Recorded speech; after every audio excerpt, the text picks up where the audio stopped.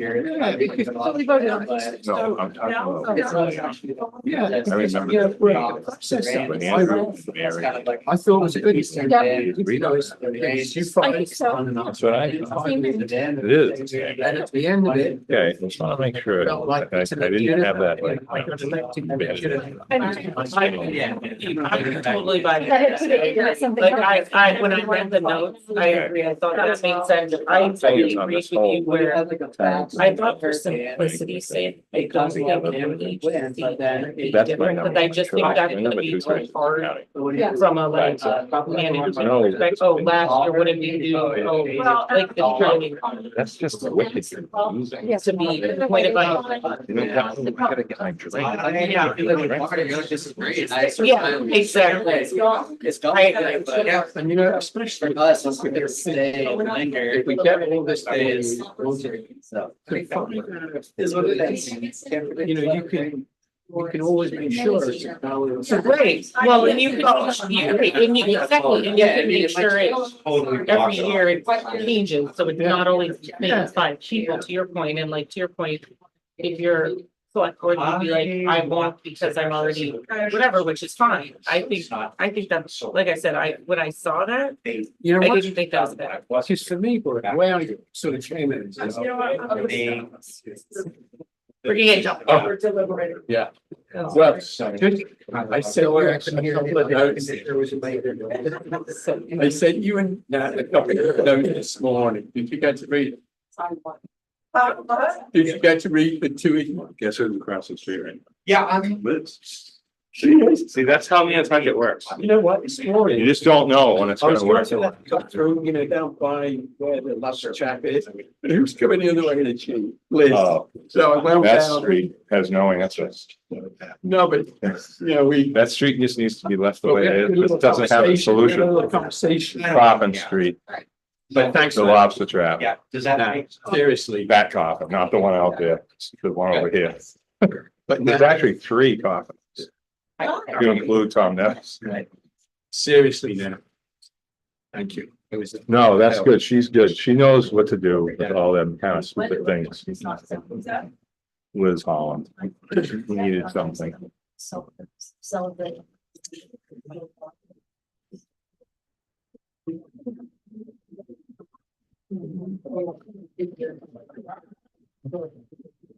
Yeah.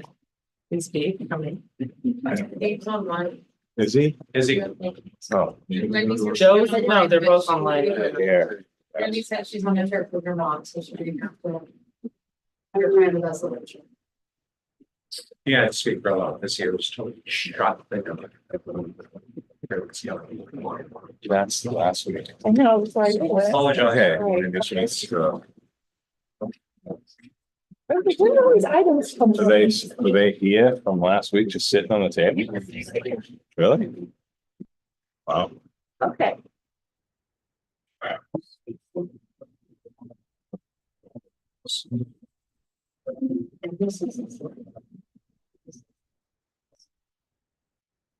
So we're really missing bird.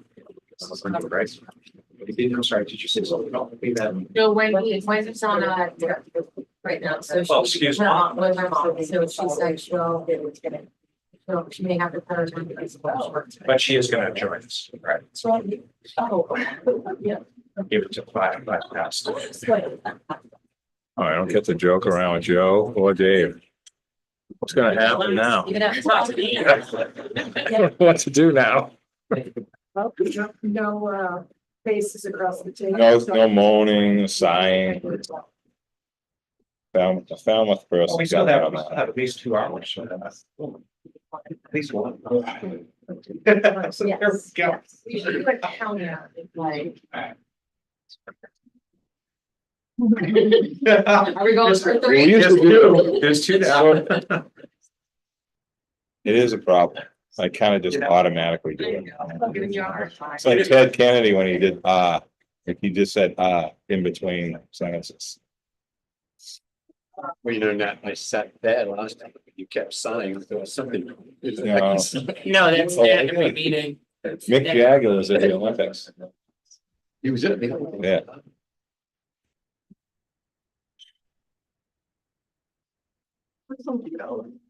When's the last something out of October.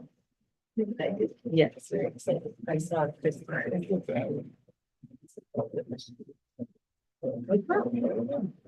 want to look as good as he does now when you're 82. I'm gonna show it to you. Well, that's what. Did you see the thing with all the like people around them, like on their phones, like la la? Like, yeah. It's crazy.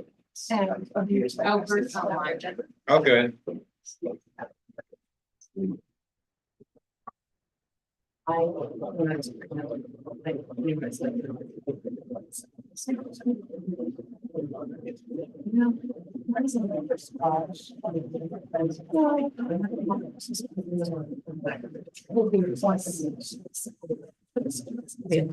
Yeah, I just figured.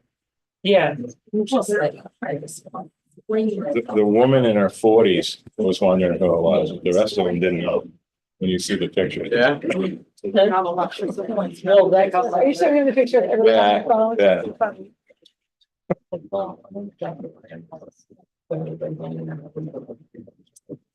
Yeah, so I can tell me that. No, good. Yeah. Yeah, exactly. That's what I thought. All right, cool. It fits with this whole thing. Meeting. Yeah. Actually. We need that. I like it too. We really need to do. All right, everyone. Thanks for being here today. Appreciate it. To go live, are you doing that? Go ahead. You did it? All set? Okay. Yeah, All right. thank you.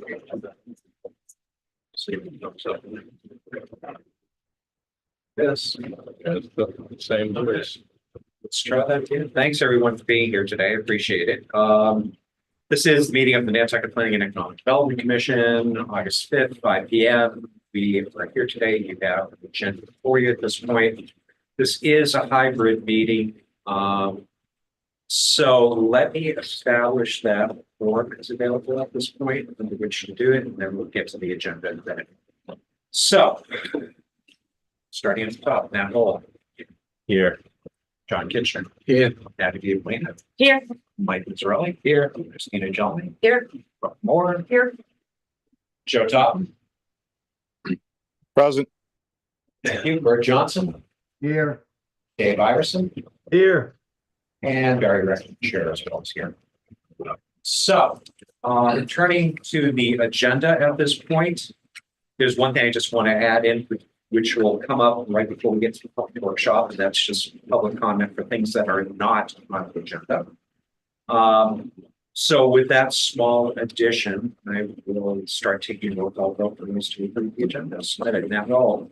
Here. Aye. Sorry. Thank you. It's all right. John Kitchener. Here. Aye. Aye. That's okay. Happy D. Molina. Aye. Thank you, Mike. Hi. Christina. Aye. Brooke. Aye. Joe. Aye. Dave. Aye. Bert. Aye. And the chair votes aye as well. Beautiful. Thank you, everyone.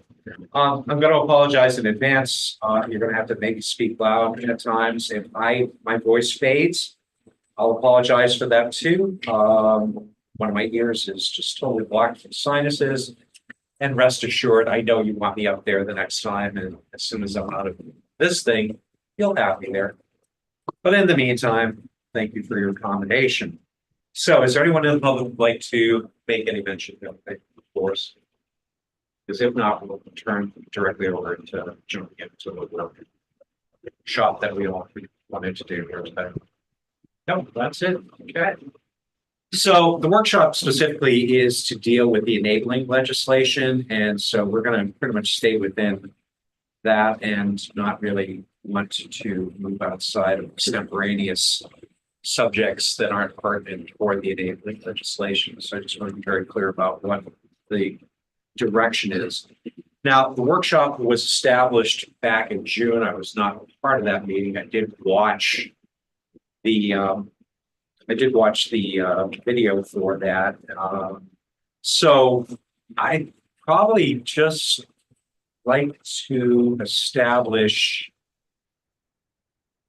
I'm not even sure where to begin with this because I not having been a part of what you all really intended to do with this.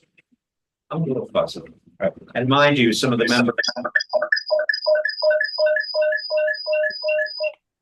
Thank you.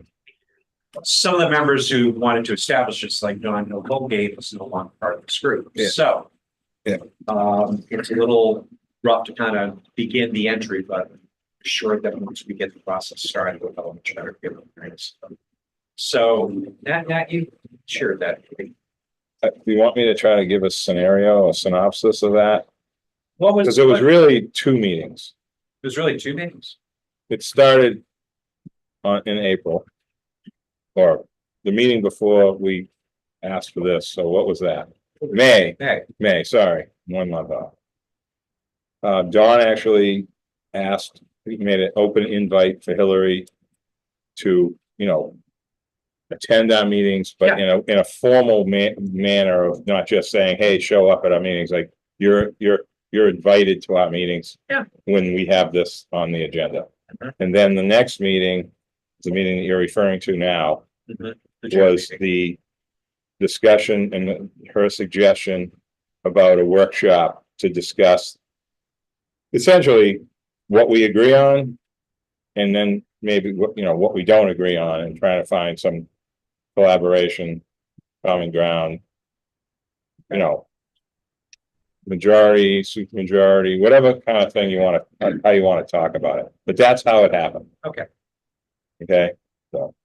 Does anyone want to chime in on that? No, I mean, I personally would love to have Hillary have a seat at the table and we discuss it as a workshop. What her ideas are, and if there's compromise, and if there's changes that we want to make, and hear it all out so that we're all on the same page. And one more thing. Yeah. To follow up on Christina's point. Other people that aren't with us anymore, like Seth, I'm glad he's here because he had a lot of really important points he made during that discussion. Mary was online talking about the term limits and the elected part. That was a pretty robust discussion. And it's good that he's here. I didn't know he was coming, and I think that's great because he had a lot to say. So I just wanted to pass that along. Well. Okay. Okay. Hillary, well. So. Yeah. This is sort of like upstairs at 4 Fairgrounds with a lot of noise. The tricky, if you want to populate a seat, you're welcome to. That way we're not. Okay. That way we're not playing ping pong here. Thanks, everybody. Sure. We don't like. No, I'm perfect like that. You're perfectly happy. That's fine. No. Off the moment. Subject to change. Okay. Right. Well, thanks, everybody. So I'm very happy to be able to be at this workshop, talking with you all and talking about the Article 16 that's on the special town meeting warrant for September.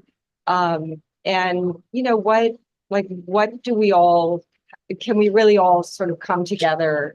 And I want to repeat that although I began this journey in 2021, as I learned more and more about regional planning and the Regional Planning Commission, I am representing a group of petitioners. So I know, I haven't formed an organization, and it's like just been me and doing this with not an organization, but I do have I do speak for petitioners. So I guess I think it always starts in any discussion where people have different stances to talk about the areas of common agreement and understanding. And I want to acknowledge that, we both are agreed that some changes would be good to this commission. And we both have some areas that our changes are even in agreement in terms of reducing the planning board representation and adding the land bank. So I think that's a big win. But I don't want to lose sight of the why. Why are we spending this time on a beautiful afternoon? Why are we trying to change this thing that has been here Without a lot of, the last change was in 2009 when the DPW left. Other than that, there just haven't been a lot of changes. Is that right, Nat? I think was it 2009? Do me a favor, I really want people to kind of be uninterrupted in the conversation. Okay. So, I won't She was fact check. just, she I was won't just fact checking on check the with Nat, DPW. but There you I go. hope you'll correct me if I'm wrong. no, okay? that's okay, I just wanted I think to it might have been later than 09, but it Right. was somewhere in I there. just wanted to So, set the ground rule. I appreciate it. sure thing. Please.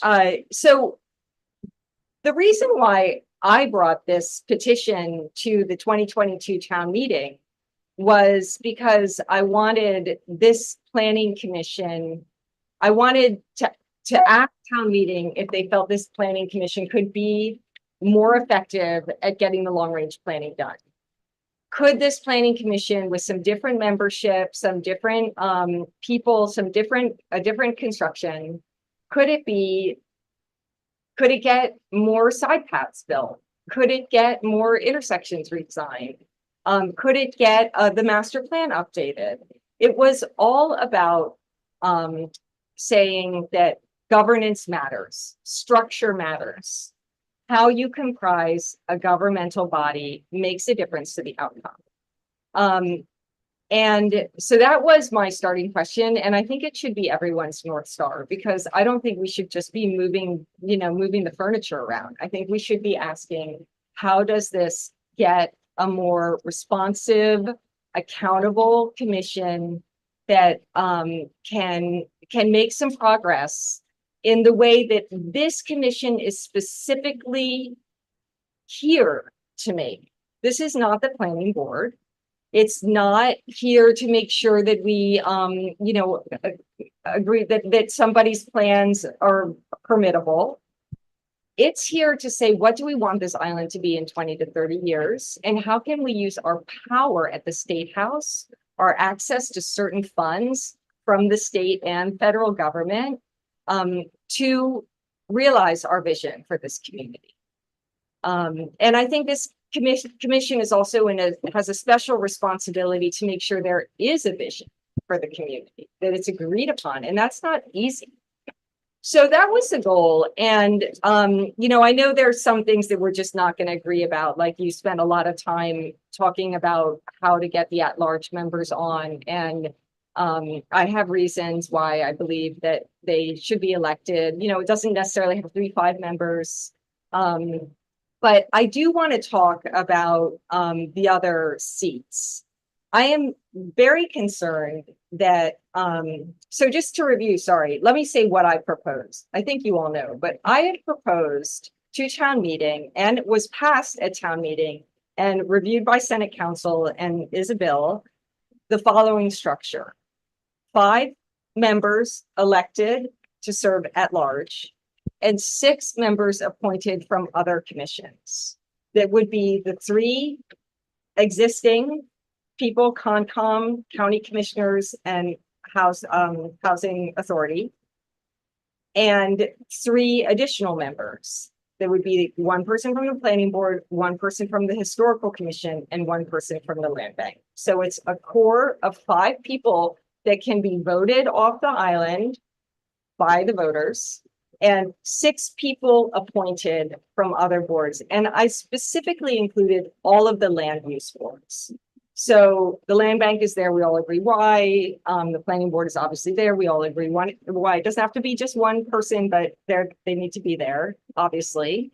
The historical commission needs to be there, because the historical commission needs to review every single project you guys fund. And I feel like that has often gotten lost. Additionally, every project that you work on needs to complement and enhance our National Historic Landmark and our local historic district. That's actually part of the law. I mean, we have an agreement with the Park Service. We are stewarding the landmark. So the Historical Commission, a lot of people get confused. Historical Commission is the Preservation Planning Commission. And I know this because I'm nearly finished a master's in preservation studies, and I've been studying this, and I served as chair of the Historical Commission.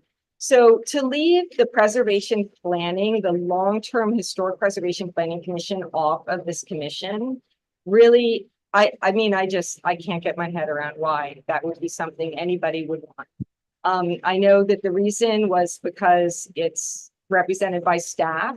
Governance is not staff. We have wonderful staff. She does a terrific job. However, we're talking about governance and we're talking about vote. And so I've now described the structure that I proposed and the constituents. And now I'm going to say what I feel like there's a very big gap between what you've been working on and what I proposed and why. And the reason is because the commission needs to be accountable. It needs to be efficient. It needs to have people who can work towards a goal and get stuff done. Having 13 members, it's larger than 11 members. And now you're adding, you have the 3 at-large members who are also appointed. Basically, everybody's appointed. But the 3 members are the only people who aren't being appointed from another board. So you're going to have 10 people. You're going to grow to 10 people that are appointed from other boards. And that was like the number one thing that I felt was problematic with the structure.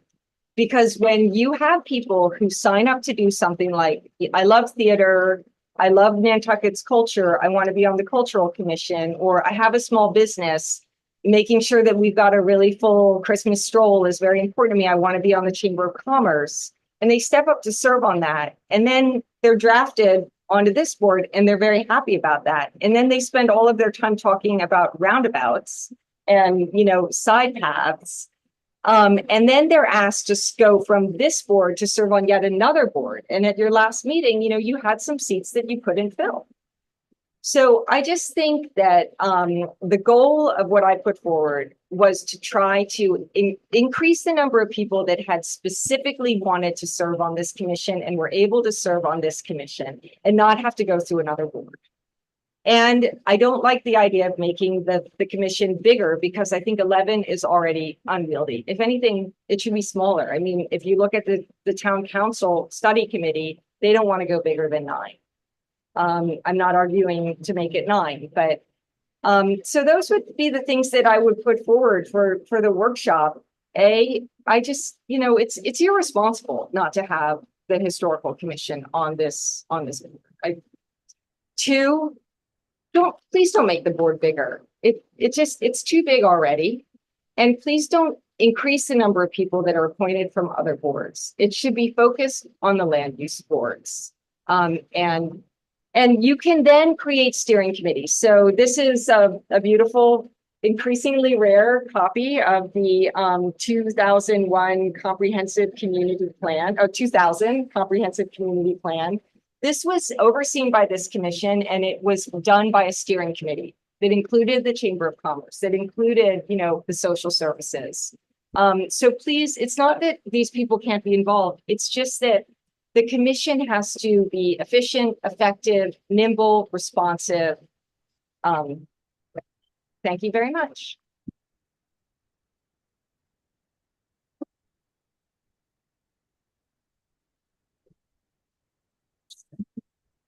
Seth, did you have anything? Sure. Because I'll turn to my commissioners. All right. Well, thank you, Mr. Chair. And I get to be here today representing the personal capacity hat, which is nice. I'm no longer on this commission. I'm not affiliated with Hillary's group of petitioners.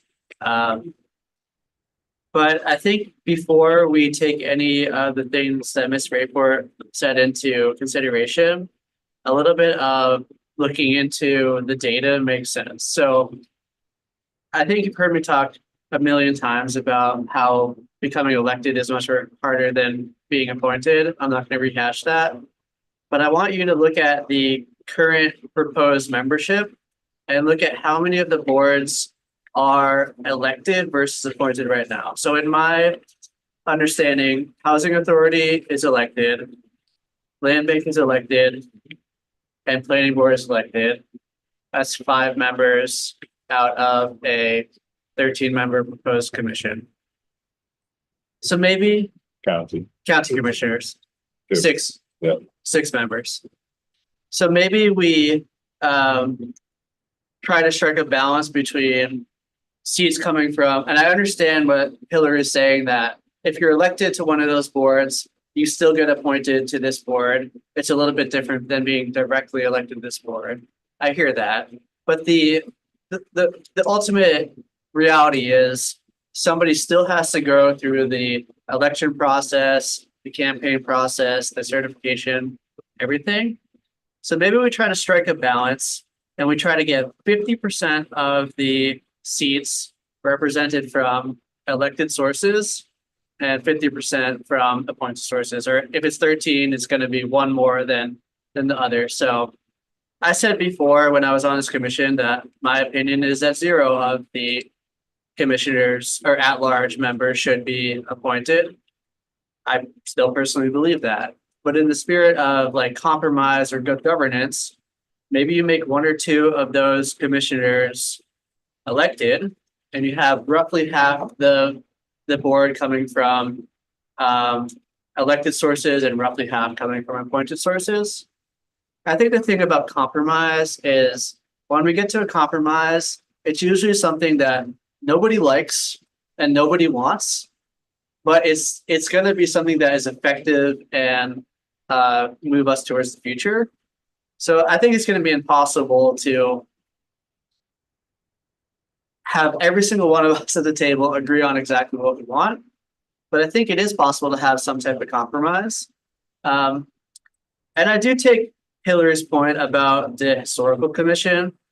You know, if all the other land use boards are being represented here, except for that one, that seems like a mistake.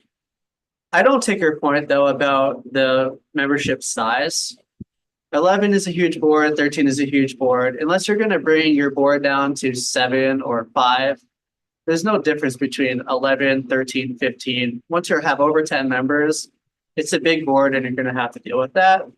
So have the amount of members that you want from the sources that you think are important and deal with the logistics later. That's my opinions. I would say too, as a member of the public in a personal capacity, it's going to be very complicated when we get to the special town meeting or later at an annual town meeting or whenever to have Ms. Report's article come to the floor, your article come to the floor, and people having to deal with what does this even mean? Most of the members of the public, they don't even know what this commission is. Yep. So to have all these things is confusing. So if there's any way to adopt some of the proposed changes that Hillary is suggesting, while still maintaining the goals that you want the Regional Planning Commission to achieve, and there's some way to get the proposed article amended to have one proposal come from Ms. Report and this commission together, that would be a dream for me. Will it happen? I don't know. I don't get to say anymore. It's up to them and it's up to you. But that's like would be the best thing for the Nantucket citizens. Got a good engine, but. That's kind of like what I have to say for now. And you know, I might pop in with other comments as you guys deliberate, but that's kind of what I want to say for now. And when. Thank you. All right.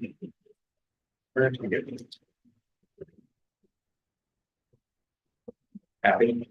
I just wanted to address, I agree with the idea that historic preservation should obviously be part of this board. I will point out, I am a member of the historical commission, but also what I thought was important is that I don't think it should just be one organization. I think we talked about this with housing going a little bit back and forth.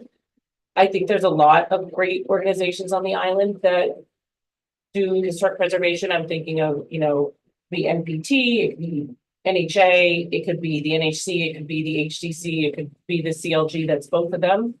So I guess my only thought of why maybe not having it be the dedicated seat and looking for someone in at large is that way it's as inclusive as possible, because you know, when I look to Mary, who was in the seat before me, Mary was someone who's very passionate and dedicated to historic preservation. She was a voting member doing that.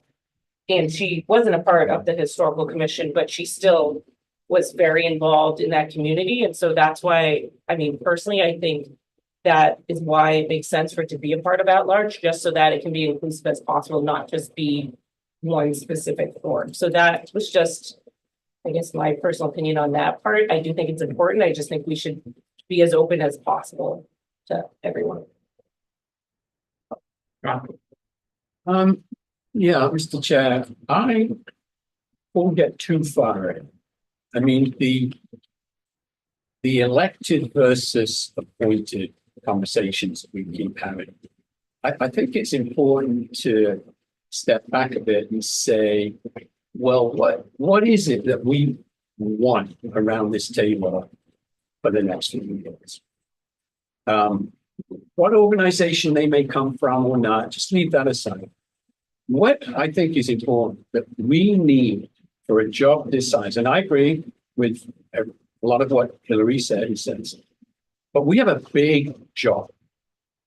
And that means we have to have the right balance of professional skills and depth of experience around our island.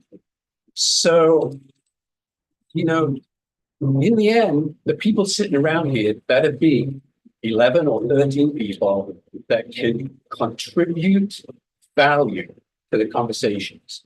And they can't contribute value if they are lacking in skill and experience. So then I think if we sort of start with that, then you can have the debate. Well, does elected get you a better mix around the table? Or does appointed? Or does it a combination of the two? And, you know, I've researched a little bit about what our state government think about that. And they lean towards appointed because that is the better way to make sure you have the right mix of skills and the right mix of experience. What that is, Hillary, in terms of how many of it, one and the other, we could debate that.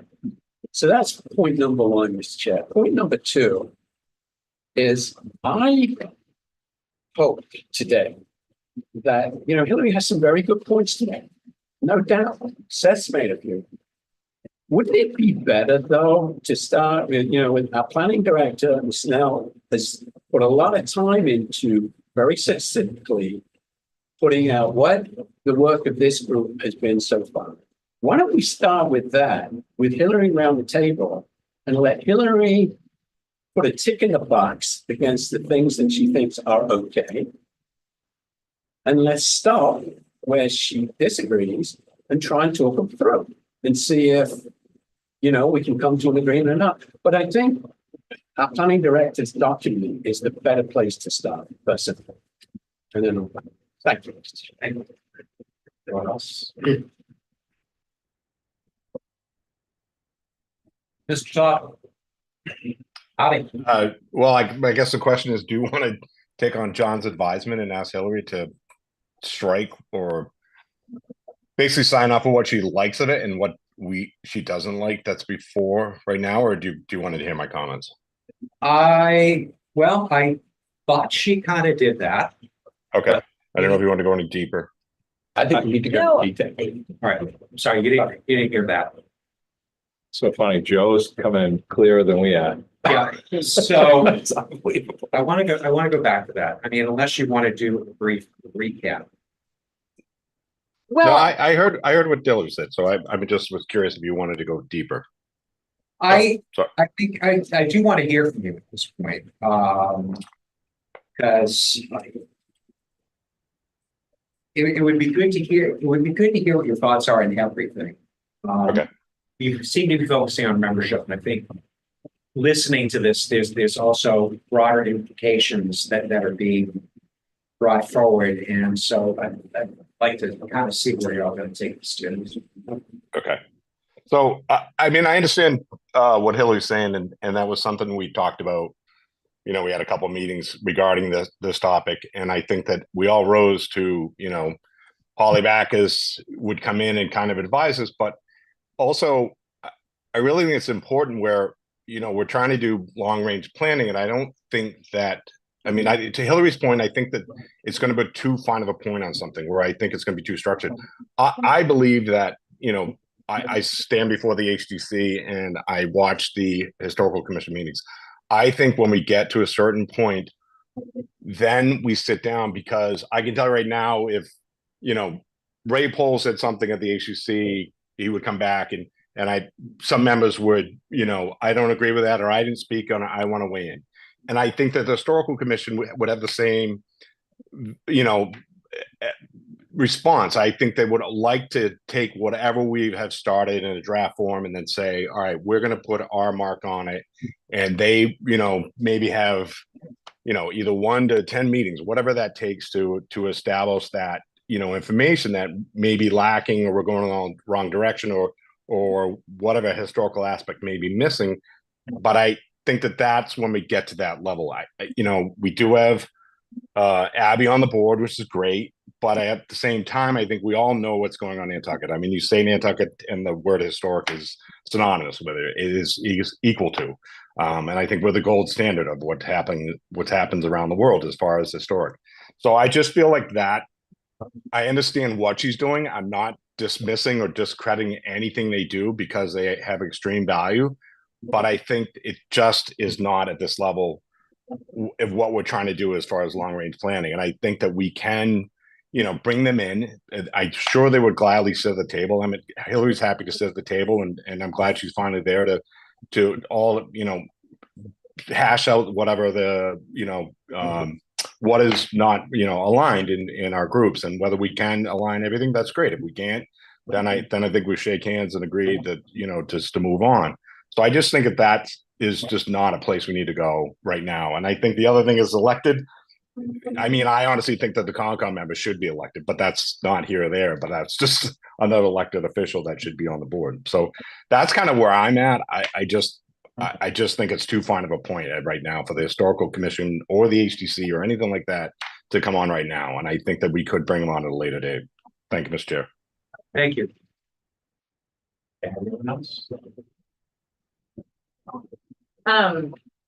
So just a couple comments.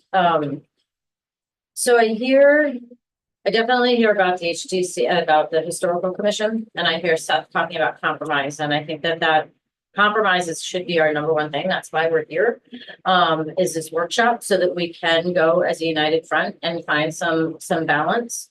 I've heard 2 arguments that, we agree with the historic commission, but we shouldn't go there. I think that that's where compromise comes in, that, you guys are agreeing that they should, so why not just put them on the list? We have 3 new groups that have never been on here: the Cultural Council, the Chamber of Commerce, and the Council of Human Services. It seems to me like to take one of those out and put a historic thing in is a compromise. They're not sitting at the table today, so if we kind of agree that historic should be here, then let's just replace one of those with the historic commission. That's where I just really feel about the compromise. And I do want to, one thing that I learned from the last meeting was when it came around to time for us to sign up to other committees or appoint one of us to another committee, it made me realize how hard it is when you keep appointing people from one committee to another committee, and the time, everybody was like, I don't have enough time, I don't have enough time. And you're basically taking from the same pool. So that really enlightened me to the fact that if we have more at large, then we can pull from a different pool of people who aren't serving on committees, but actually care to be here. And I hear your point about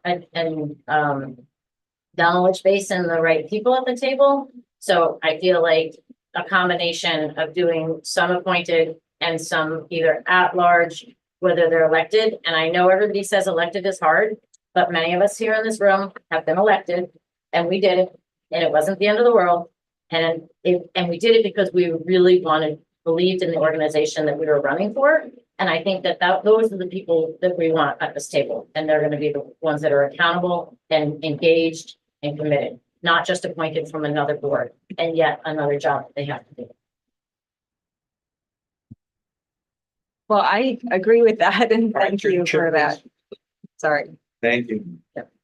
Yeah, I had a couple thoughts actually. I mean, I think we should agree on some compromise. I don't disagree with that, but I also thought John made a really good point about the reality is let's talk about what we're looking for. We're looking for people with skills because I think John's point of looking at the data and looking at what the state says and that they lean towards appointed. I mean, I think having it be a mix, which today what is being proposed is a compromise of a mix of elected and appointed, I think is a good point of that.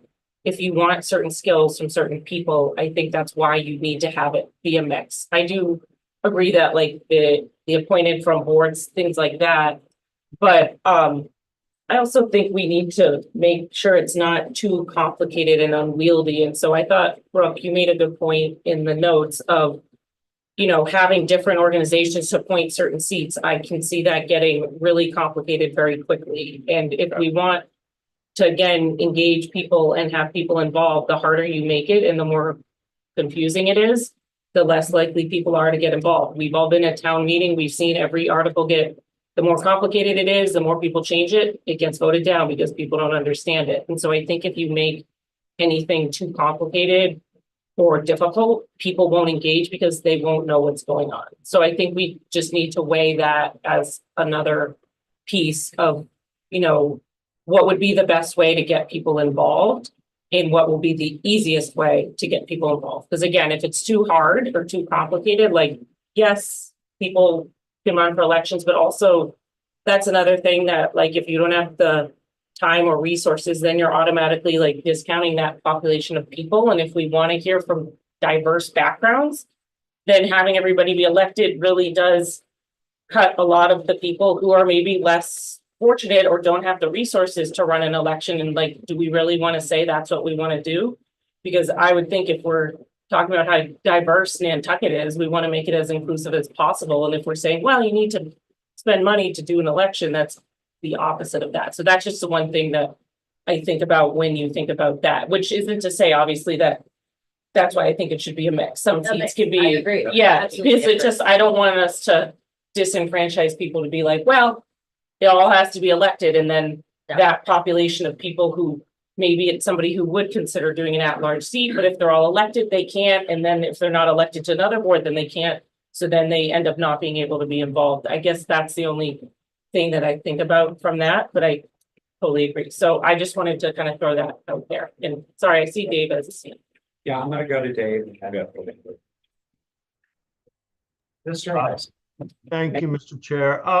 Yeah, I mean, I have some concerns about the appointments and the electability. I think that if we want certain segments to be represented on this board, that them being appointed through whatever board or commission they serve on is the only way to make that happen, right? We're not going to get that eclectic group of people unless they're appointed from those specific boards or commissions.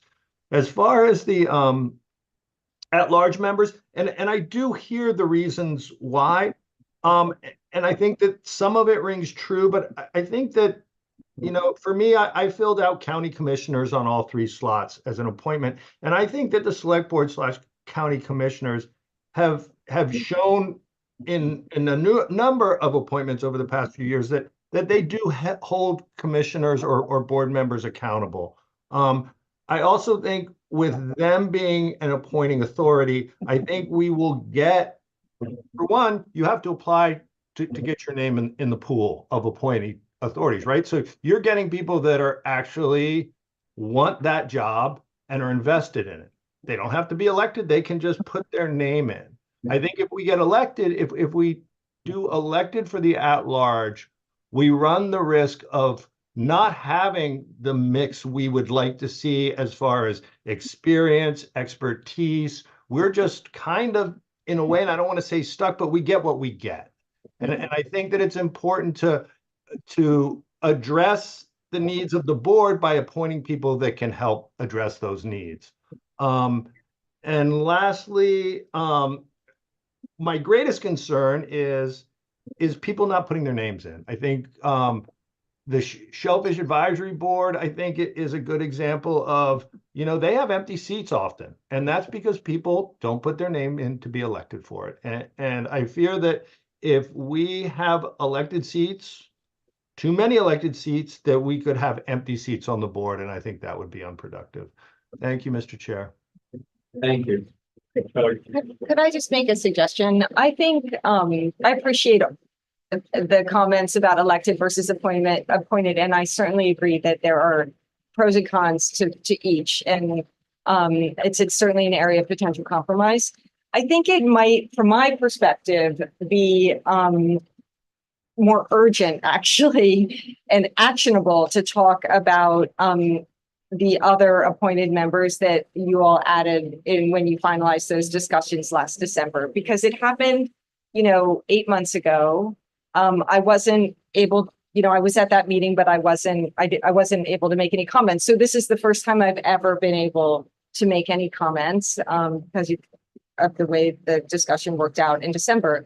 And there are new people on this board, that weren't, I think there are 4 new people. So I just think that might be the most productive area to have a compromise.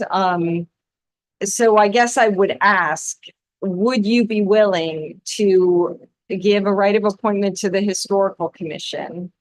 And if you had questions about should it be this role commissions, I can answer those. But would you be willing to put the Historical Commission with the right of appointment in place of one of these other groups? I think I'd like you to put that question. I Okay. want to hear some more from this board because I think there's a number of different topics that need to be covered here besides just that one. So we can come back to it, but right now I'd like you to hold that because some of the other commissioners haven't had a chance to talk. And I think that there's a lot more here that needs to be unpacked to really get to what we're all trying to do. So Brooke, go ahead, please. So I have a couple things. I am an advocate for representation of social services and long-term planning, big time. However, I'm also a realist about the bandwidth of the Council of Human Services, and it did not meet for a number of years. It's finding its footing now. There's a review underway of human services, CRC, the whole structure of human services. And so my inclination would be to pull that representation or that appointment from that organization just as a pragmatic matter, where we are. And I think that if someone who is in that area of interest wanted to apply as an at-large member, it would be a bonus. But I know they struggle to find people to serve on the CRC among the membership. So just as a practical matter, the time may not be right to include Council of Human Services. So based on, I did share it for 2 years. And then elected versus appointed, I'm just having a dialogue in my head. Abby's point about the barrier to entry of an election is real, right? The expectation that you have to invest cash or fundraise, which frankly is more of a burden than spending your own money because of campaign finance laws. And it is not easy. And I've done it once and I hated every second of it. Yeah. So I think it's a significant barrier to entry.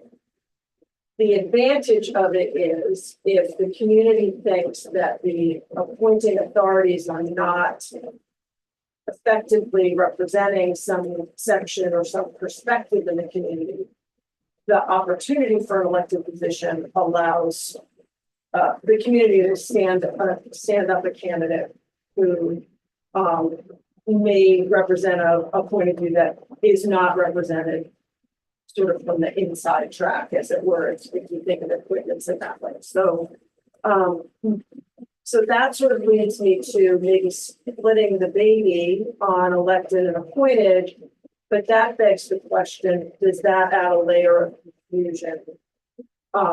That creates another problem altogether. Am I applying to be appointed or am I running to be elected? And why would anyone run to be elected if they could just apply to be appointed? So I'm not sure splitting the baby works either. So those are just my thoughts.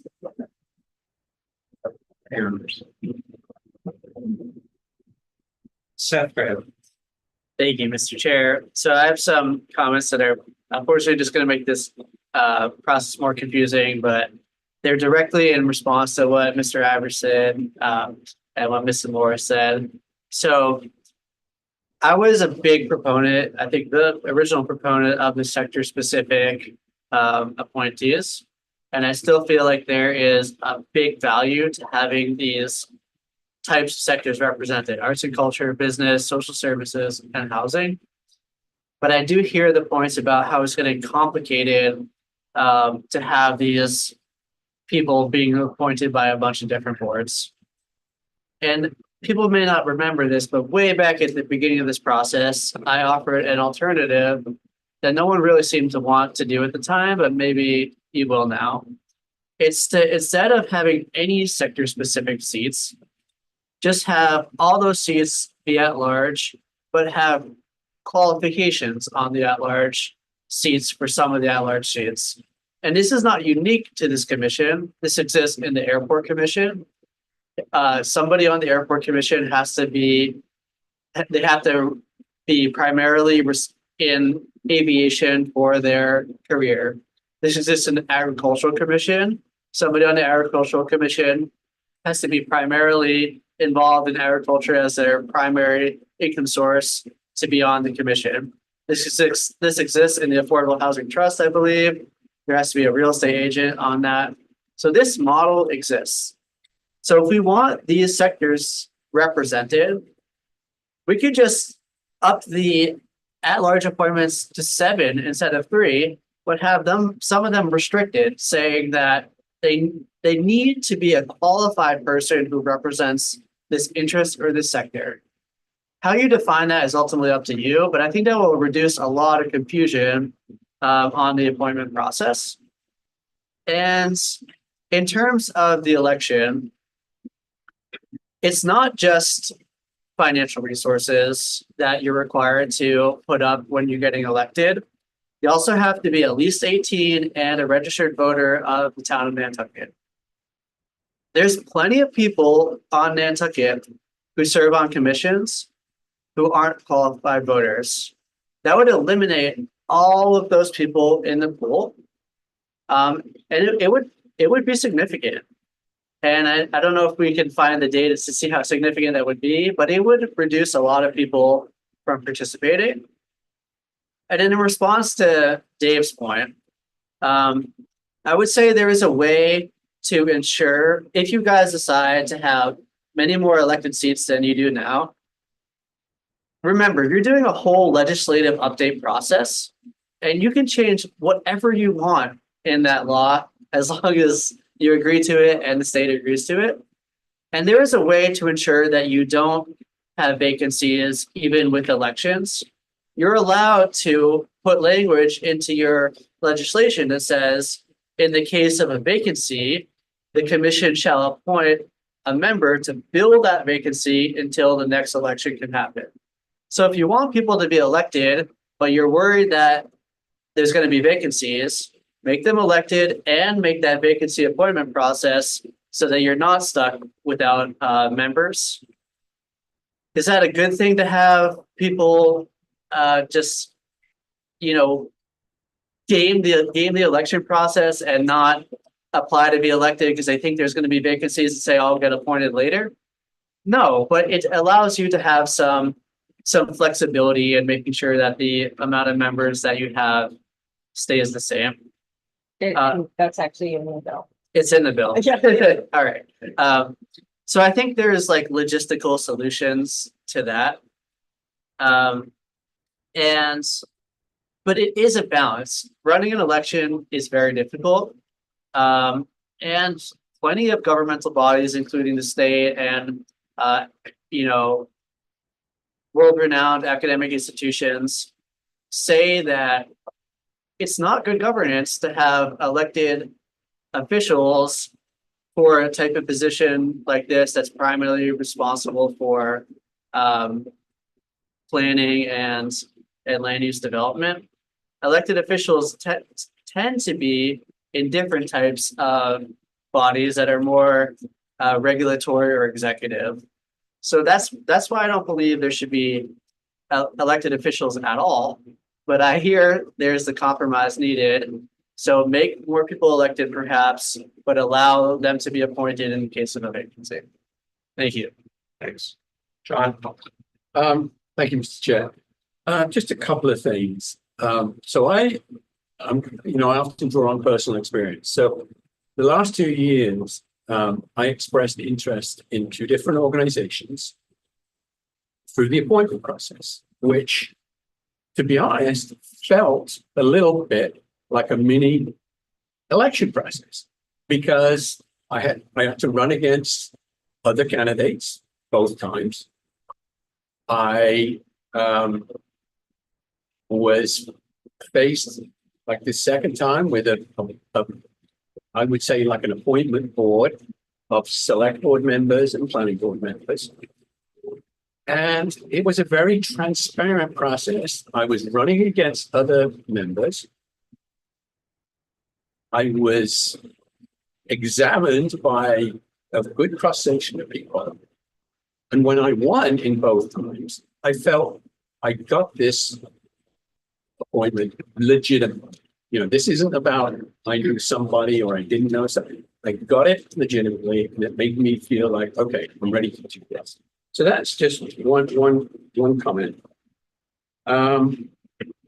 The second is, just going to something Hillary said.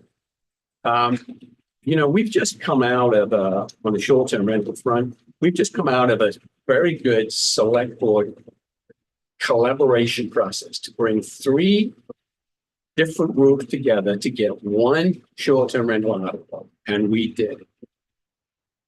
If there was a lesson learned from that, it was this.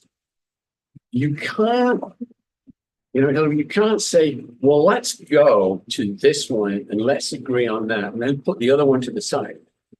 We can, as long as we all agree that the compromise is not the compromise until you've examined all of them and that you've got an agreement on all of them, meaning the points.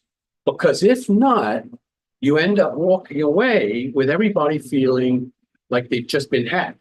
We agreed to these 2, but not these 2.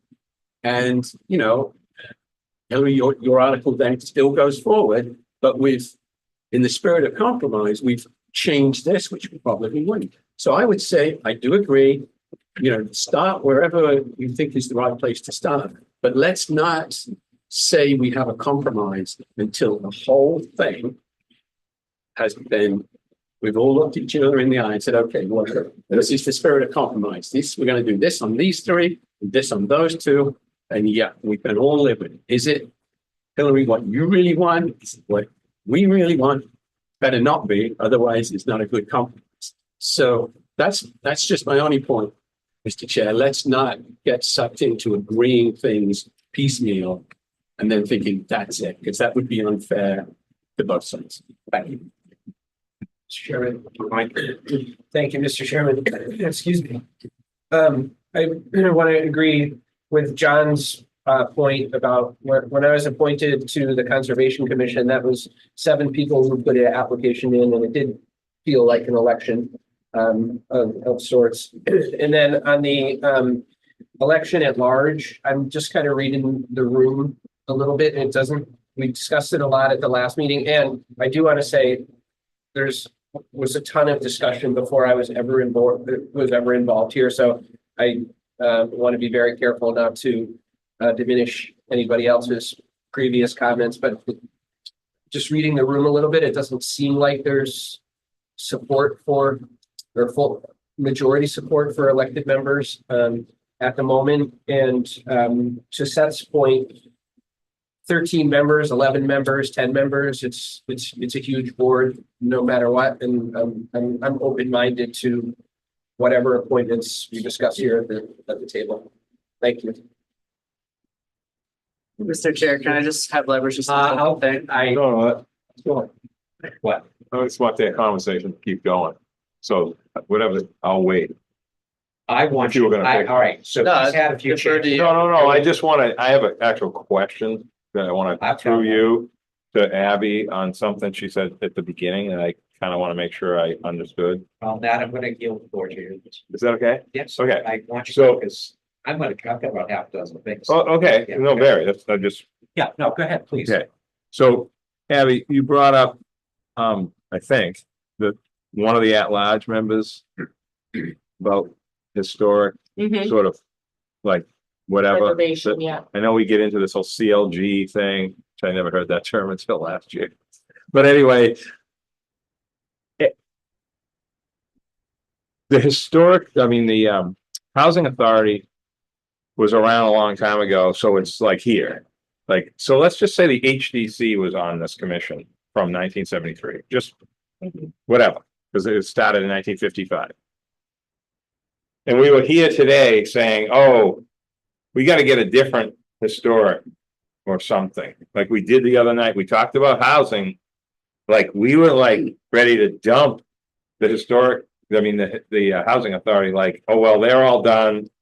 We don't care about them anymore. But we've actually done a really good job, and Brooke was brilliant how her mind shifted all the way around. It's like she had, years of experience in like 2 minutes to just figure out what was working. Well, it's just best to just leave this alone because we have another avenue for other housing in entities. I see this historic thing as something similar to that, and I just don't have the perfect answer, okay? If I don't understand social services and I don't understand the arts and culture, I mean, I'll be the first one to admit that. So whatever you said, I would agree with you.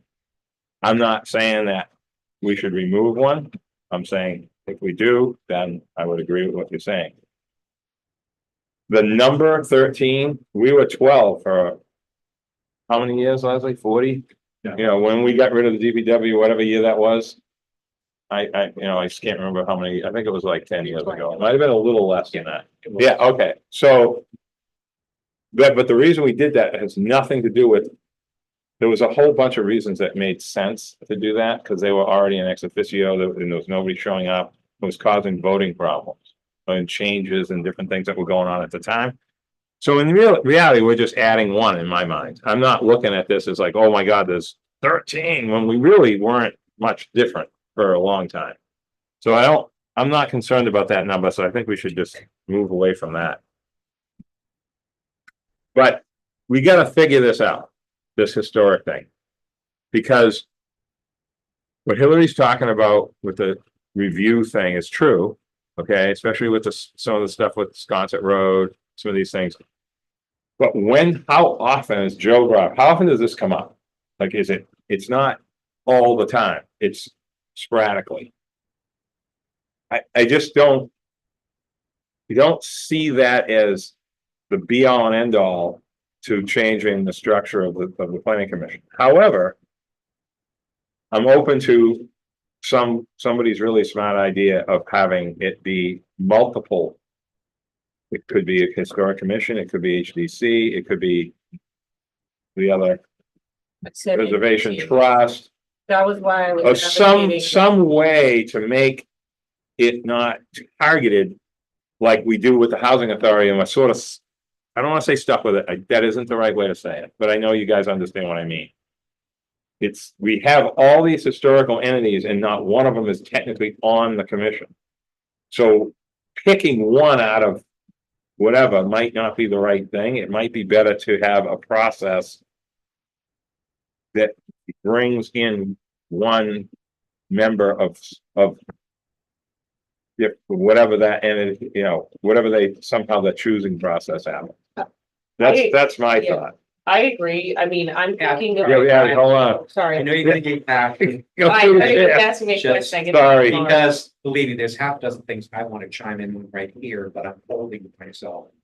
I want to give everyone fair opportunity and initiatives. Just please, one night request to raise your hand. Oh, I don't, you can get to me. I'll hear you eventually. Okay, Nat, go ahead. So, I'm good. Yeah. No, I think, yeah, that was it for now, I think. okay. Thank Said you. a lot. Do you want? Can I? Like I said, I've got about half dozen things to pack here and then being patient. Go ahead. All right, so, I do agree, and actually, I think maybe Christina, this was part of your idea, like maybe, and Seth, I think you said it too.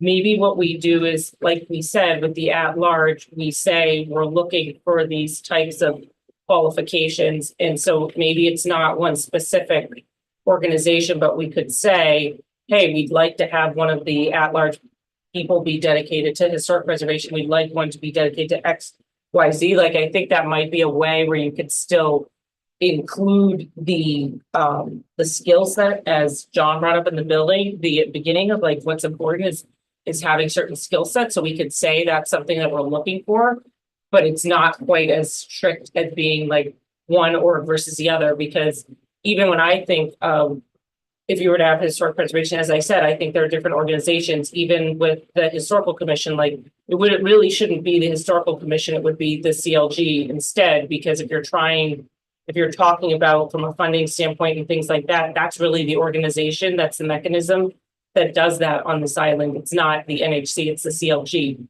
But again, I don't want to overcomplicate it. So that's where I think maybe we could, say we're desiring these types of skills at the at-large and encourage people from the public. But that way it's not, again, quite as stringent, like, just locking into that small group of like only those people can nominate. But that was just my point on it. So, yeah, Someone told me what CLG stands for. Certified local government, Thank Thank and you. it's comprised of the historical commission and the HCC together. I know. so that you're So, aware of all the back. See, Yeah, no, I know all about it. I just Okay. connect the letters Right. to the. Mr. Chair, can I just make a couple, I've got plenty of things I want to unpack here at this point. We've already had internet, so I'm probably. Well, I just would like to put a few I think informational I'm gonna ask you points. to, please, wait. Sure, Thank you. Thank you. sure, go. I mean, unless you're please. having a problem with trying to say something. It's coming from. I just had some informational points that people I thought might improve, but I can wait. You Thank let you. me know when you'd like me to speak. Thank you. No, I just would like a little bit of a turn too at Sure. this point. Thank you. So I'm a little afraid that you're missing the bigger picture. And there's some things that have been reported out today, which I think really should be raising your concern even more. I want to address those because these things are fundamental toward where we're all heading with this. You're very focused on who and the composition of what you're going to look at for members of the board. Just to throw my own 2 cents in, I think you've made some great points about why appointed actually does seem to work better. Bottom line is you're going to get a broader base of candidates. Elections have always been troublesome, especially as I've been watching them unfold lately, where the media tends to taint a lot of information as well too. We don't need that. We don't need that in any way, shape, or form. One of the things that we talked about was utilizing staff in the conversation, because otherwise this board could grow even further. So the two thoughts we had brought out at one point was to start making use of Polly as our historical resource person and bring her in every 3 months, just to keep her up to speed. I know when it comes to certain things, for instance, like roadway improvements and stuff that Mike may be working on, she's consulted in that process. So that's what those things are kind of already happening. But I'm talking about bringing her on in a much bigger capacity than what she's doing right now. The second thing was to also, one of the other areas we identified was in the energy sector. And that's a big thing for Nantucket. But we didn't even go there, but here was the thought again. Lauren Sinatra, whose staff has her fingers on that pulse beat tremendously. Yeah. I don't think, and she knows the door's always been open, but I don't think we've honestly encouraged her or utilized her enough in that process. So the thought here again is to do the same thing every 3 months religiously. Bring her in and see what she's got to say. What it does too is it solves the problem of getting 15 members, 16 members. I think we've tried, in terms of the membership thing, I think we've tried to diversify this far more than what we've done in the past. I keep hearing the term land use representation only, planning and land use. Well, let's dispel the planning and land use. That moniker is there because that's who we are when town administration asked us to take over Inform Plus. But somehow we keep getting dragged back into that arena to believe that's all, as a commission with a regional focus, that's all we are. And I would be the first one to step up to the plate and disagree with it. And if you still don't believe that, I think the diversity of what we're trying to bring in for individuals who comprise the new commission that will come out of this really speaks to bringing a different level of diversity across things. I would say to you right now, I wouldn't want to lose CRC because by right, they're there for one of the biggest keys on the island, health and welfare of individuals. That's a big thing. But the thing is that this commission needs to be, again, I'm afraid we keep getting dragged into the quagmire of local. We still have to keep thinking beyond that. We are regional. We should not in any way, shape, or form be entering into other people's wheelhouses unless we are invited in. Or unless we see something, but generally that conversation takes place with staff before that even happens. So I'm a little reluctant to want to just, and it bothers me to hear that somehow we're getting assigned to those things. I think we try to do more than just planning and land use when it comes right down to it. I think we're a little bit more robust than that. Hillary, I noticed you hold up the 2001 comp plan. What do you know about that plan? Why do you ask? Because it's very important. You're the one who toted it out and said, comprehensive plan, this is a great thing. So I want to know what you think about it. Well, This Barry, I feel like you're just asking me that question because you want to tell me what you know about it. So why don't you go ahead and tell me what I should know about the I want to plan? know why, I specifically want to know why you toted out that plan, saying that this is what we should be doing. I brought the plan to show that you can have steering committees to do comprehensive plans that are comprised of a number of people that you choose. And that is what was done for that plan and for other plans as well. So are you saying the comprehensive plan passed? No, I know that this plan was complicated and that it was based on the building cap and the building cap didn't pass and that the plan was, I brought it out to make the point that this commission can form subcommittees formed of people like the cultural council services.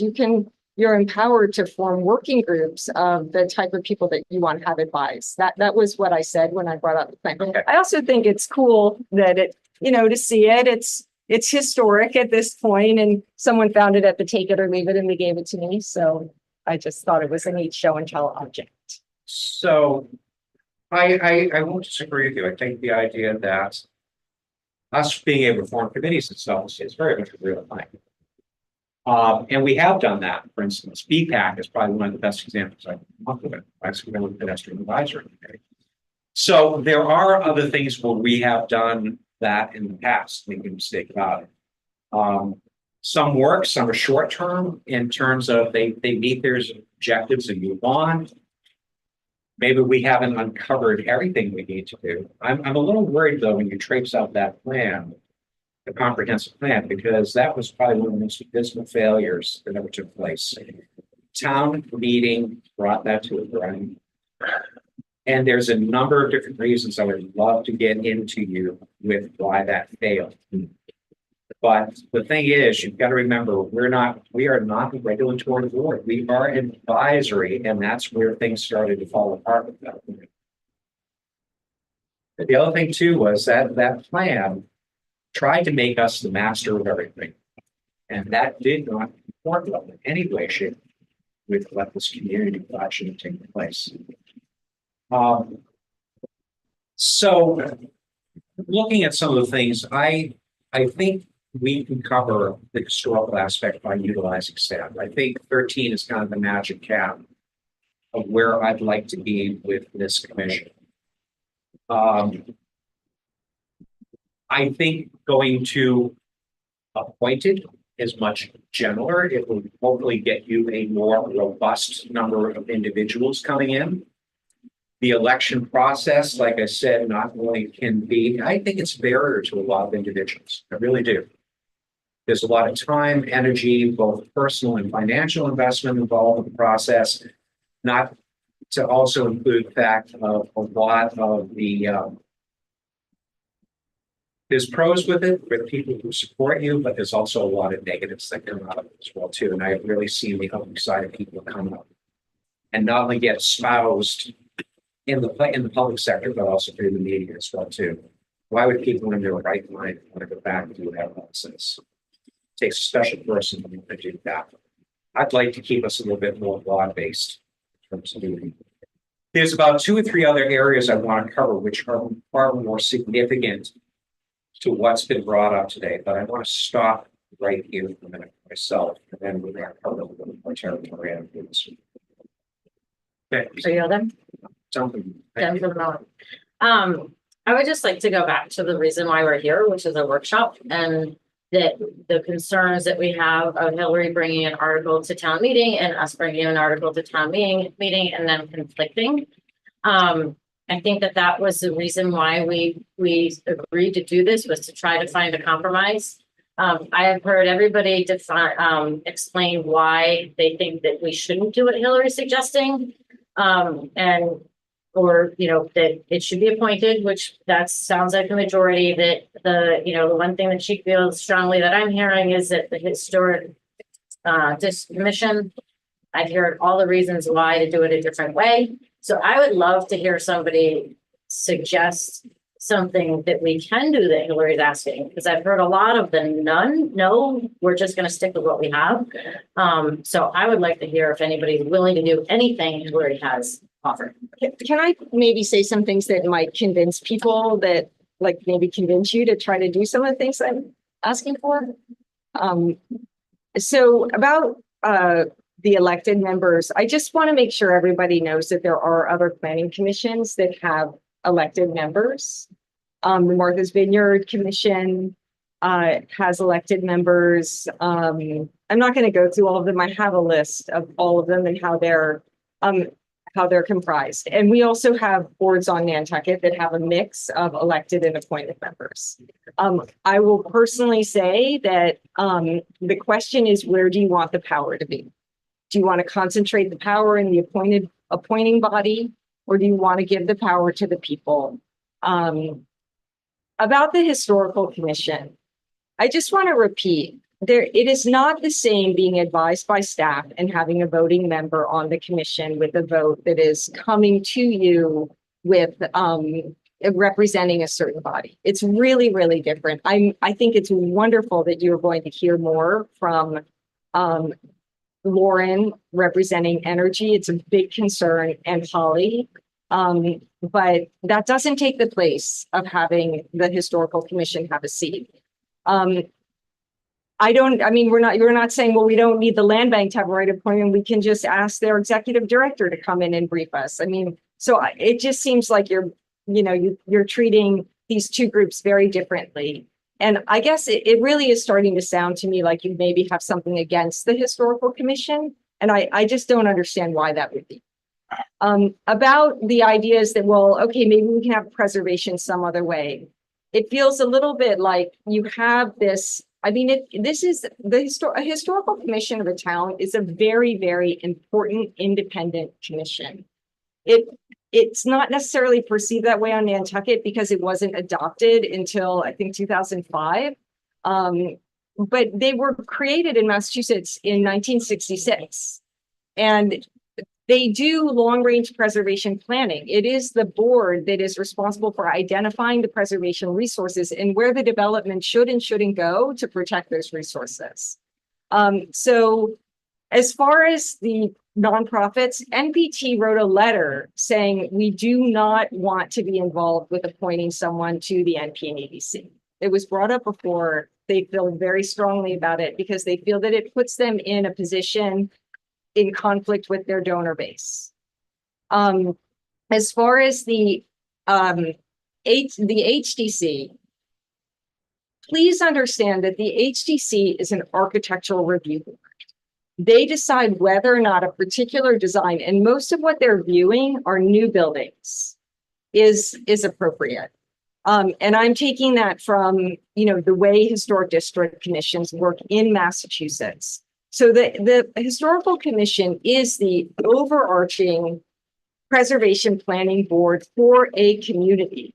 It happens to be that in our community, the whole island is a local historic district. So the local historic district commission has to review all of the projects. But if we were a community where that weren't the case, the Historical Commission would be advocating to create local historic districts. That's the way it works. So it does feel like, you've got the perfect answer here and that you don't want to accept it. And I just don't understand why that would be the case. Why would you put these 4 groups on and say that the HDC is just not, or the NHC, the Historical Commission, that's not the right body. It's just obviously the right body.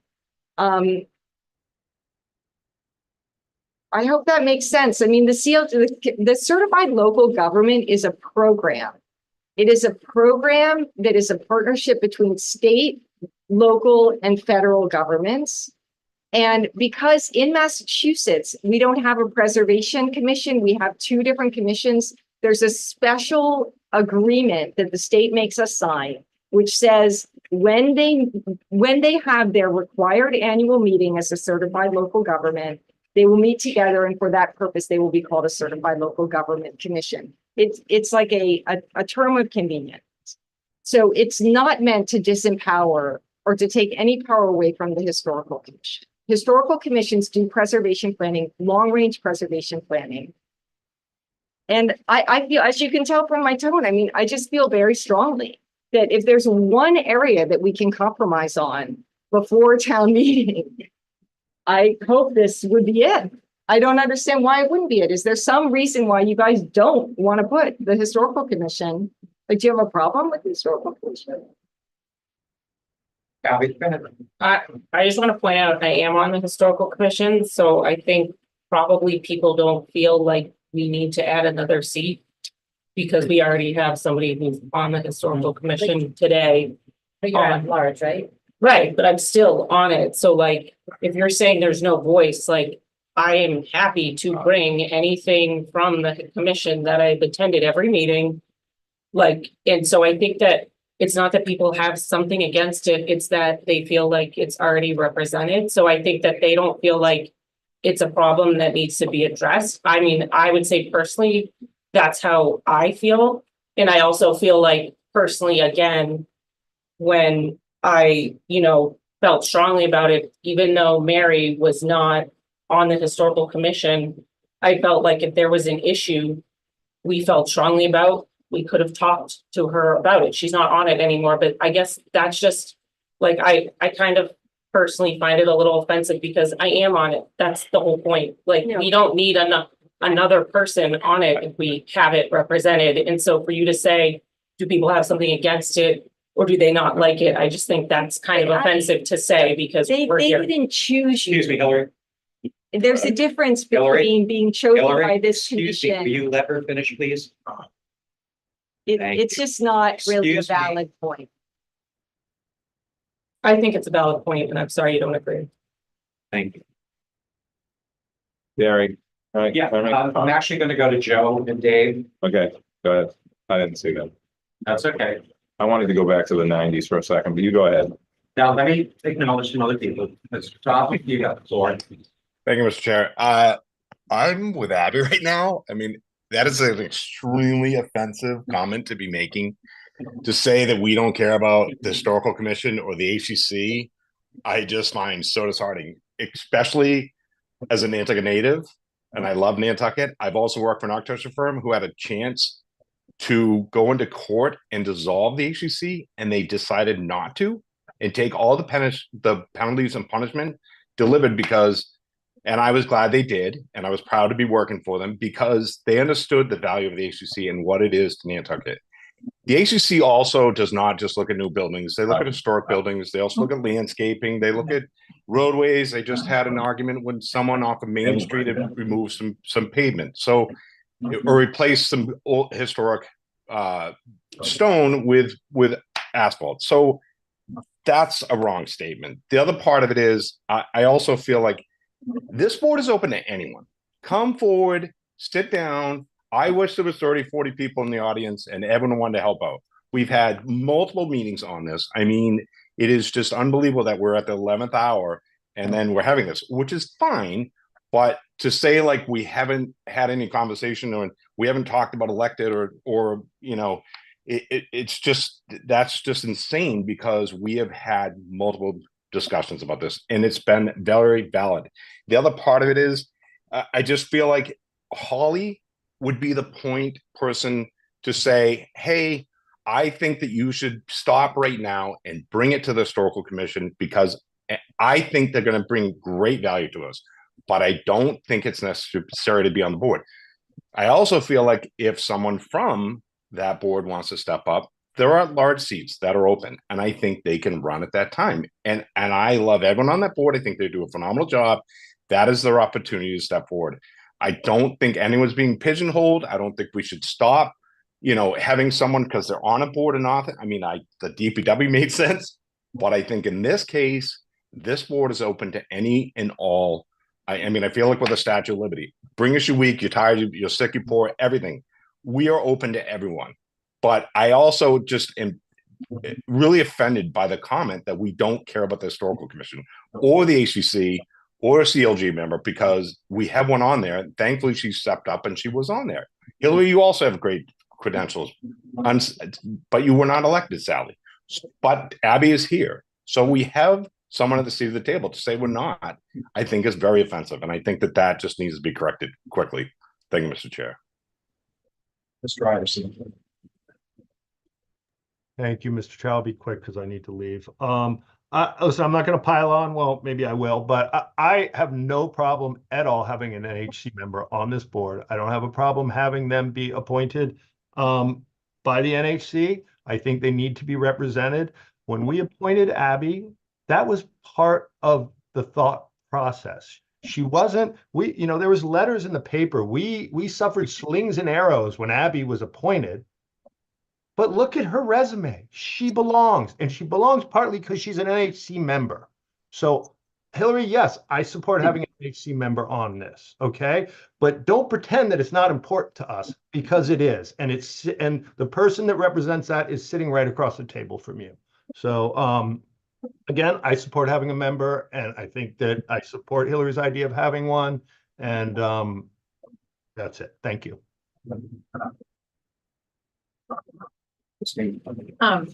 I mean, I did not understand it that way. I think what I heard from Hillary was that you are at large and you were selected from that. But what we're talking about here is the actual structure of the organization. And so we're very lucky to have you here and you're here now, but the structure of the organization is what we're talking about. So what we're trying to do, what I think Hillary's asking is if we can put a permanent person from the Historic Commission into the structure. And that's what she's asking. That's why she's asking, why do you feel that there shouldn't be a permanent structure? Not that you're not here and not that we don't have somebody here, which is great, but can we make it permanent?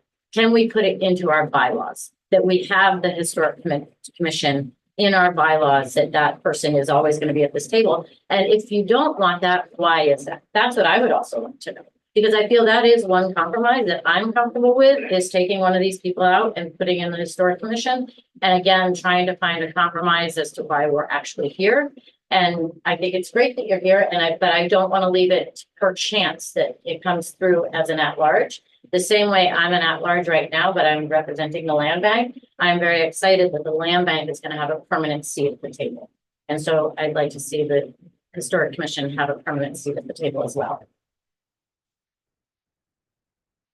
John, go ahead, I'm really. Mr. Chair, may I take a break for 2 minutes from the HDC kind of thing and go to some comments and other things that we've heard, or do you want to keep going on the HDC? I think. NHC. NAC. I'm sorry, one more time. Now, what did you say? No, I'm correcting him. It's like the NPNEDC versus planning board. People don't. Mine are just some small comments about other things that we've talked about over the last half an hour. Sure, I think I'd like to just kind of dial this conversation. I think I'd like to try to bring this to some type of termination instead of bouncing around to other areas and then coming back in. Here when you're ready. Thank you. So- No, trust me, I think we need to get off. I think we need to move on beyond this topic. We've spent almost the better part of an hour about some of the things not. I would just like to apologize also. Abby, I Yeah. didn't mean anything personally towards you. Yeah. I was talking about the structure and, so please, I hope nobody was, I didn't mean it that way. So Actually, I took great umbrage at that. That was a direct shot at this. Well, it wasn't And excuse intended that me, way. Let me finish my statement. It was really trying to attempt to undermine this commission, which I'm getting frankly a little tired of. You know, it's fine. We can agree to disagree on certain things. I think you've heard a variety of reasons why. But those kind of statements are really pretty inflammatory, suggesting that we don't even care. Wow. I don't think there's any one person who sat here who hasn't weighed that back 4 times, and I think we still hear them do that.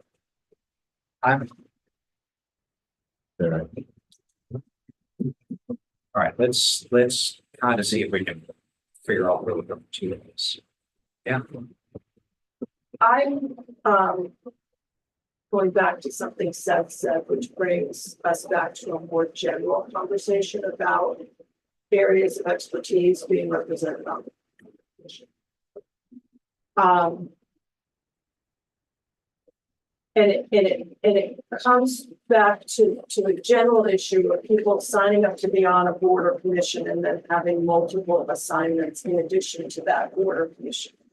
And I liked Seth's idea that we identify seats that are meant to have their people with a background in areas of expertise, that they don't necessarily have to be serving on the historical commission or on the Council for Human Services or on the Arts Cultural Council, that they apply and there's a checkbox that I would like to apply for the seat that is identified for an expert in or someone with background in these identified areas.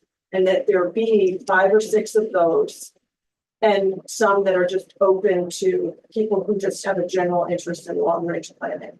And pull back on these being appointed by commissions and have the appointing authority be, to John's plan, a 5-member appointments committee from NPNEDC, plus the select board, so that you have the NPNEDC weighing in on the candidates and their needs as a commission, and the select board offering, or the county commissioners, whatever definition, offering sort of the more global community perspective on the appointments. And that we pull away from these assigned seats and do them as areas of expertise. If no one applies in them, then you are free to appoint someone who's not, hasn't checked that box as a backup. And I just want to offer, I know that's a huge change from everything that's been said, but I think you could say someone who has experience in historic planning. And so it could be someone who served on the HDC for a number of years or has been on the NHC or and brings those credentials to that seat. So we'd be comparing people with historic experience with people with historic experience. But, and that, you know, if there's only one applicant in that area of expertise, that happens a lot where a seat is uncontested. So that's my suggestion as a compromise that gets us out of the this or that So- mentality. Should I make something to think Steph, I have about? that Hillary over to you. Thank you, Mr. Chair, because I'd just like to give some clarity on how this would actually work in practice. So when you make an application to be an at-large member or to be an appointed member of any board, you have to submit some documentation indicating how you want to be on that board and what your credentials are. And so, for instance, like if we had a at-large membership that had a housing focus, it'd be up to the individuals to decide if they have the expertise or not. So maybe somebody works as a developer, but they serve on the Affordable Housing Trust Fund, or maybe they work as a real estate agent and they have been involved with housing Nantucket or whatever. Or maybe they actually work for one of these organizations. They're a staff member at a housing nonprofit. It's up for them. It's up to them to identify what their relevant expertise is. And then it's up to you to take, hopefully, the multiple applications that come forward and say, we're judging this person, not strictly on the basis of their application in general, but on the basis of their skills in this sector. And we're going to give weight to the person that we think has the most relevant skills in this sector. I think it's a very diplomatic, very democratic process. I do have some concerns that it's making the application pool limited because you are constraining this thing. But there's always fallbacks, right? You can always say, if we can't get this specific sector, then we'll appoint someone at large for the 1 year vacancy to fill it until we can get somebody.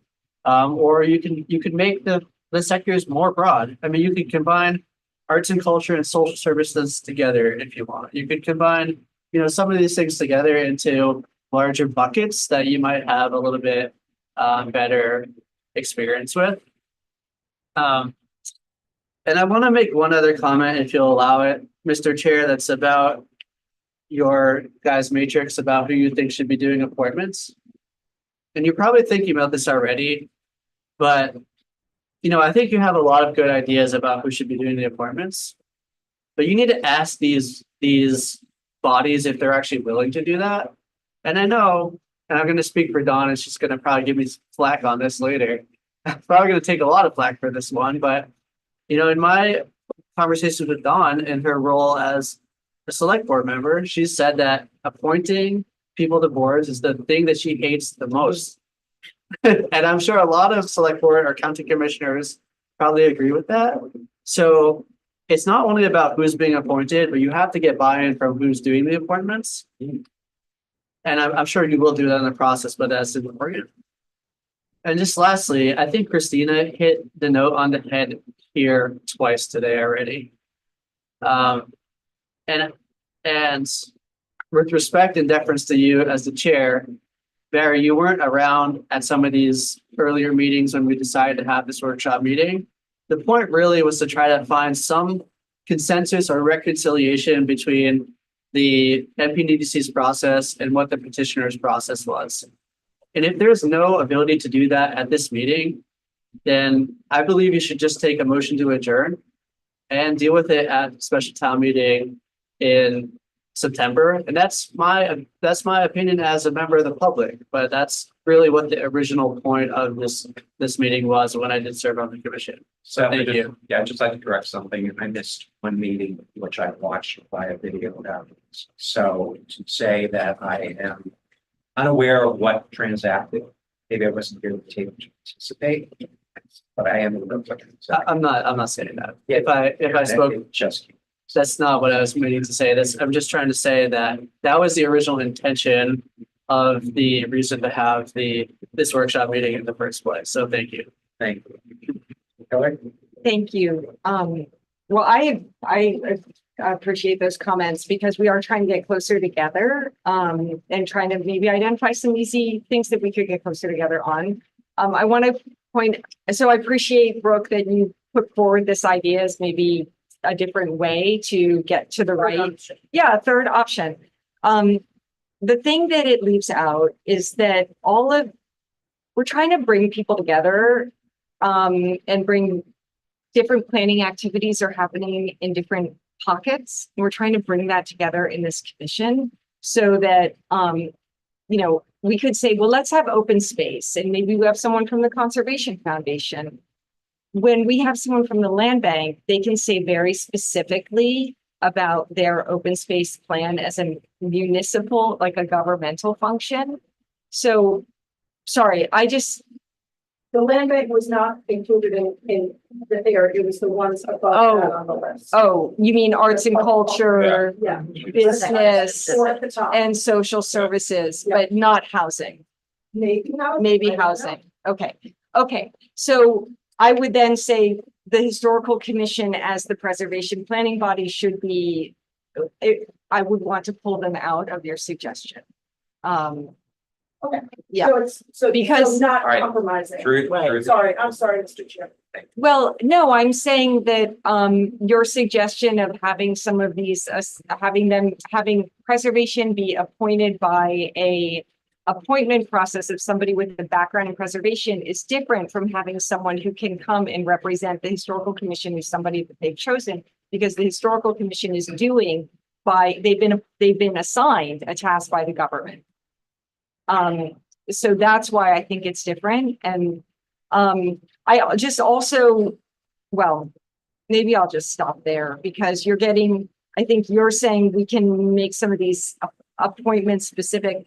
There already are a bunch of appointments that are specific. In fact, the historical commission is specific by virtue of the MOU to be part of the certified local government commission. And I just think the public is looking for, something a little different. So I think that might be something to go to town meeting about. Yeah, I just want to chime in for a minute. Brooke, I appreciate the idea, but I'm afraid that by going to that kind of model, it goes all over the place. It really does. And I don't think that at best, when people are doing those appointments at that time, they may always have that pure thought. We haven't even gone into this yet, and we're already tearing it apart. I think you need to give this a chance to see how it functions. This thing isn't etched in stone. In 5 or 10 years, if the model's not working, that doesn't mean we can't come back and go back at it again. Like anything, I think it needs to be fine-tuned over time. I appreciate where you're heading to, but I think the wisdom of each one of these individual boards really needs to come forward when that appointment's happening. And the people who are going to do it, I think they need to be understanding that they need to put their best foot forward. But I don't want to make it so restrictive such that any individual can't feel like they can't apply for it. They can learn over time as well too. One of the best resources that we're forgetting about in terms of working with these issues and everything is staff.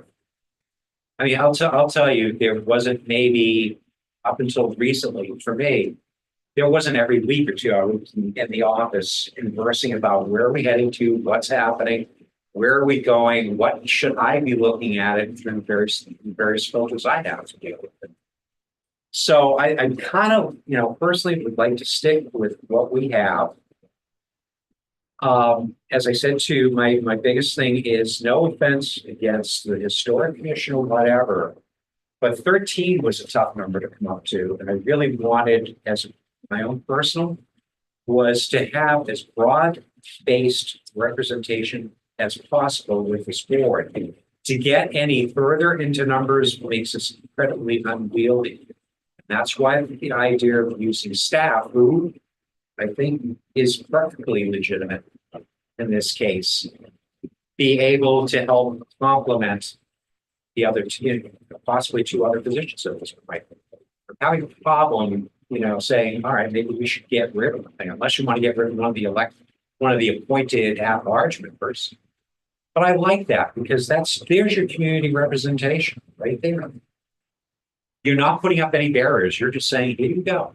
If you have an interest and you want to learn about it, and that works tremendously. I mean, God bless John. When he was getting ready to be appointed, we had a lovely conversation at the topic. And it was great. It was absolutely wonderful. I saw a person who took a genuine interest in learning and understanding before he was ready to totally commit and understand what was going on. And it was great dialogue. I thought, and that's not the first time that's happened. So I think as you're getting toward these individuals, if they're sincere about wanting to do it, they'll step up to the plate. They will ask the right questions and they'll learn what really kind of needs to take place. I'm saying give this a chance. I really think you need to do that without having to undo a lot of stuff. And then I've got some other things here that we need to. Yeah, do you mind if I go to Joe? Yeah, no problem. Thank you. Joe? Thank you, Mr. Chair. Barry, you kind of nailed it on the head for me. But the other part of it is, I agree with John. I walked in his shoes and, did the elected and campaigned and all that fun stuff. But it is a mini election in some ways when you go to all these boards. The other thing that's, Christina and Hillary both said is like, why not? But at the same point, they haven't said, oh, well, in all the meetings I've watched in NPDC, I've never, not one historical commissioner has come forward and said, oh my God, you guys missed something. You should have taken X, Y, and Z. And that's the open dialogue. But I don't hear or know of anyone that had a problem with anything we've done. But I think it is great now that we have Holly, Lauren, etc. We have more town, staff that are on the sidelines with us and helping us out. And no one has said why or what we've missed in our debates, deliberations, for the last 2 years that I've been on this board of what we've missed. And I just don't think there's any point. They haven't made an argument to say that we're wrong. And I, at the same point, I mean, I'm fine having this conversation, having a debate, but no one's made an argument of why and what we've missed. And so I don't think there's anything lacking in what our debates, our discussions. And as you can tell, and this is a word that Nat hates, robust conversation. I used it once. I heard you. But it's really important that we have these conversations, good, bad, or indifferent. But at the same, when we walk out the door tonight, we're all friends again. So that's the important part. And I hope even in the room that we're still, but my point is like, no one has made a reason why that the historical commission should be on there. We have Abby on there, but at the same time, they can join in the meeting anytime, shape, and form. So thank you. Yeah, Christina, John, and So I was just going to, so Joe, I think to directly answer your question about the fact that nobody's brought up anything that they've done wrong. Haven't been on that long, but I don't think it's really a matter of whether anything's been done wrong. I think it's more the matter that the historic district, because we are historic, is so much of a part of our being and existing that it should be part of our planning as well. And for me, that's what it is that the history is our existence and needs to be part of the future as well. I think I'd like to kind of almost wrap it up. I think Brooke recommended that possibly taking off the Council for Human Services because they don't have the bandwidth as of right now and maybe in the future. Hillary has suggested that we bring on the Historic Commission. I would say that if everybody, I'm the only one that has seemed to support that. And so it seems like we're just going around and around talking that to Seth's point, bring it to adjourn because I think the vote's like, I'm the only one in favor of it. So Dave said he was in favor of it. Well, and Dave. there's other ways to do the All right, same now- thing. Yeah. I mean, the same. I was just trying, this Yeah. workshop seems to not be going much any further. So, we don't need to discuss that we think that we're right. We just need to discuss whether we're willing to change anything. And if we're not, then that's okay. That's where we're at. I think there's a little bit more that needs to be unpacked here besides just this one topic. And I think as a board, you'd be remiss not to have this territory have the opportunity. John? Mr. Chair, I'm happy to see to Nat, if he has something on the eighth historical commission to say, and then I'll go, if mine are more general. Sure. Am I? You're up. Okay, You're up. okay. Yield the floor. All right, okay, so. I wanna just, I don't like this going down the STR work group hole. I didn't think it would get to this, but. Part of me is not surprised either, but I just wish it didn't happen this way. There is a way to get. This done without it being. Either or, okay? If we remove that seat. The count, Here, see. the count, yeah, whatever it is, right? We create a fourth at-large seat. That is specific to, I don't want to mess with the three at-larges. I feel strongly that they need to stay the way they are. There's nothing wrong with that setup. We've had Toffee, we've had so many people come through that at-large system that have been either chairs or hugely important people. Look at what Wendy does. She's up and doing stuff that none of us could do. Wherever she goes to these other meetings, like who's gonna do that? Like you gotta have somebody that can do that stuff. Timmy used to do that, okay, when he was off island doing that kind of stuff. So the natural rotation of at-large, it works. Like it does. And then you get your Jack Gardner and you get your new people. Like it happens by itself. Donald was on as an at-large after he was done at planning board. Maybe that'll be me someday. Like that's how this works, okay? I just don't want to mess up that to fix something that isn't really technically really broken. And I keep bringing up the historic, I mean, excuse me, oh my God, the housing authority was already there. Like it, and we didn't have housing in Nantucket. We didn't have Affordable Housing Trust. We didn't have anything else. Like that was it. And now all of a sudden we have all these other housing entities and we've jiggled it all in with different appointments as Brooke is talking about. But the historic part is new right now, 2022, 3, 4. This has never been brought up, okay? And I want to divulge into one thing that Barry said earlier, and then I'll go back to my point about the fourth at large. The reporting every 3-month thing that Barry brought up has been brought up before, okay? Pre-COVID, Mark Willett used to come in and give a kind of a report on what's going on at the water company. But we never asked for the water company to be a member of the planning commission, like you. You're on because you're not just because you're a land bank member, but that plan has not had one question mark when that got brought up. Like that's an all in favor, say aye, the land bank to be a member on this commission wholeheartedly, case closed, that's it. But some of the other stuff is not, okay, and that's where we are. So if we could just, I want to find a way to get rid of this 3 at-large thing, it's getting screwed up, because I don't think there's anything wrong with it. And find a way to get a historic preservation position that would be, you could call it an at-large, like the fourth, whatever you want to call it, that would be appointed only by the county commissioners, not with the other at-large process. However we decide that should be, I still feel it should be both, but I'm open to losing that argument to just the county. I don't want FinCom involved. I don't know, that idea is crazy confusing, but I do like some kind of at-large historic position somehow. I just don't know what it should look like. That's for others to figure out, whether if Mary Bergman put her name in, she'd be on here.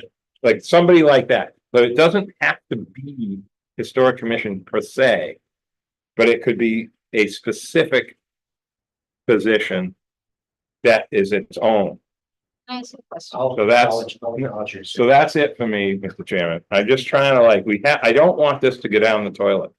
Like, Yeah. this needs to be, I don't know if we're gonna have another meeting. I think Megan's gonna blow a gasket if we ask her for another meeting. But, and I don't know how much time we have for September 17th.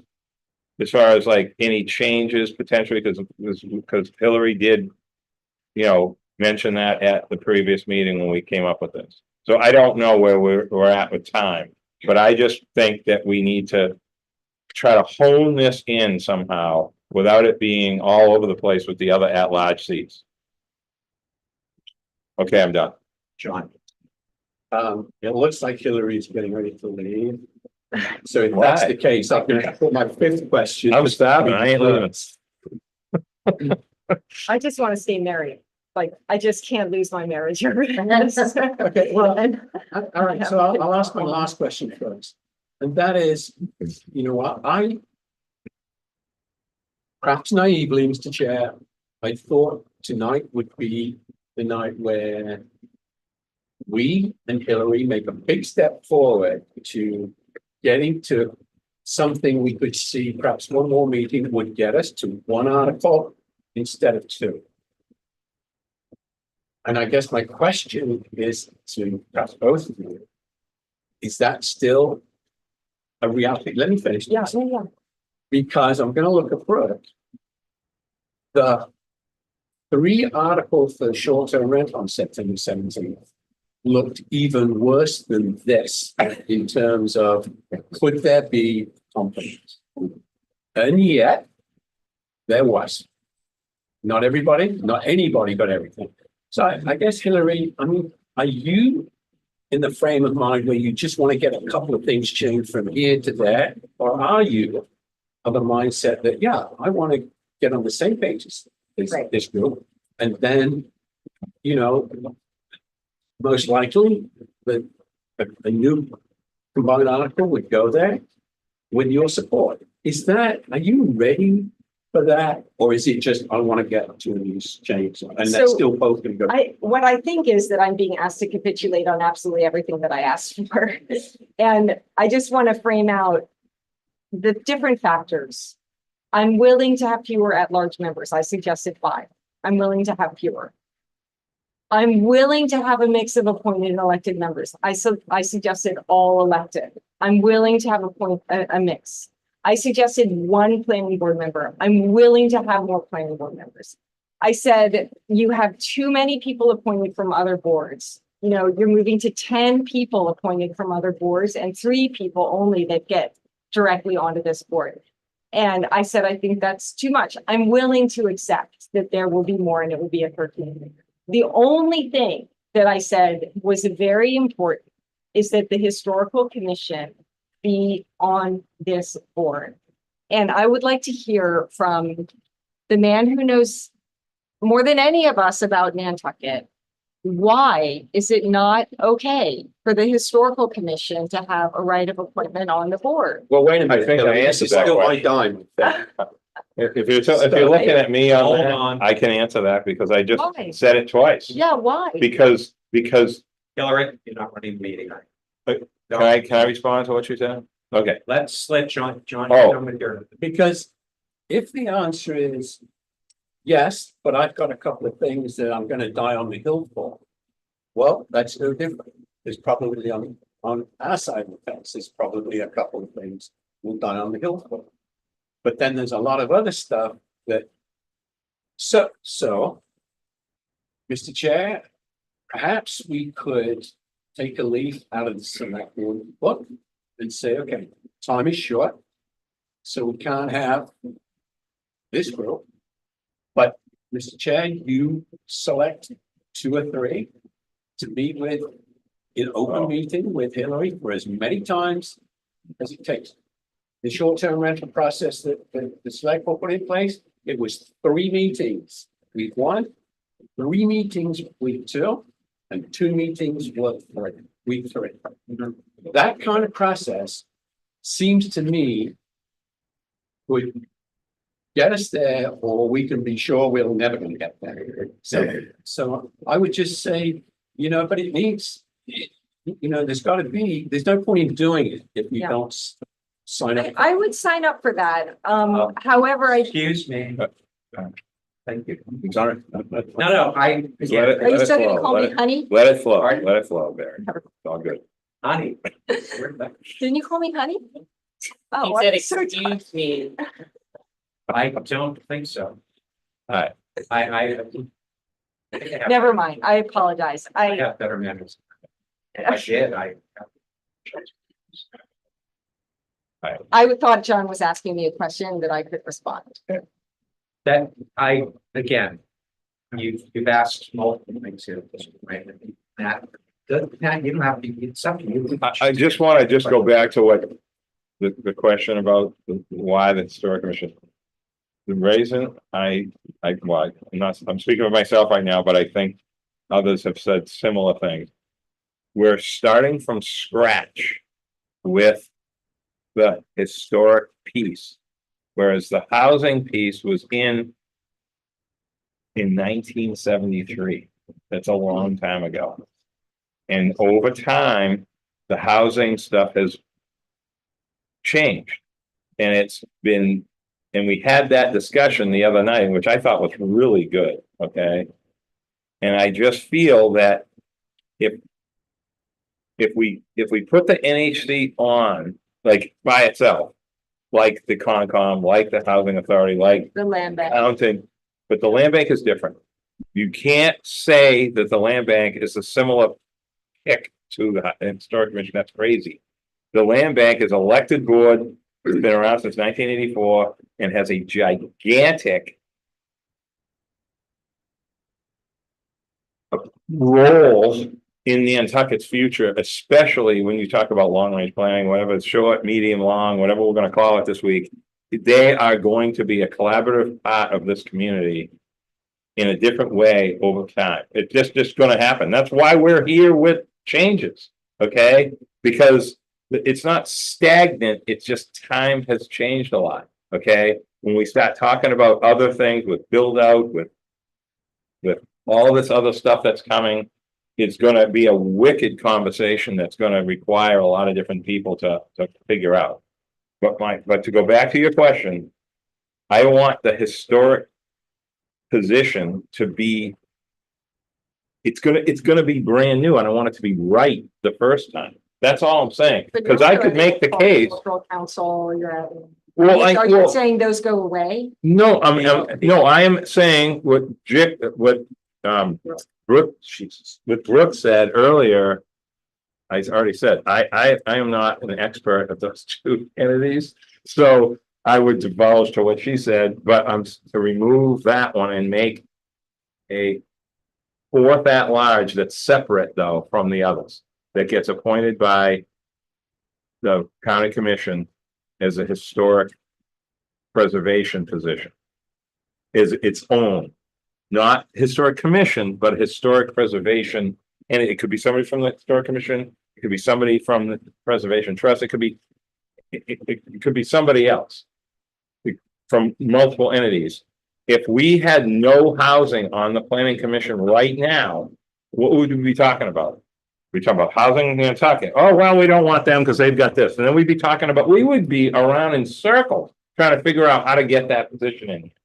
Because it's multi-faceted on Nantucket now.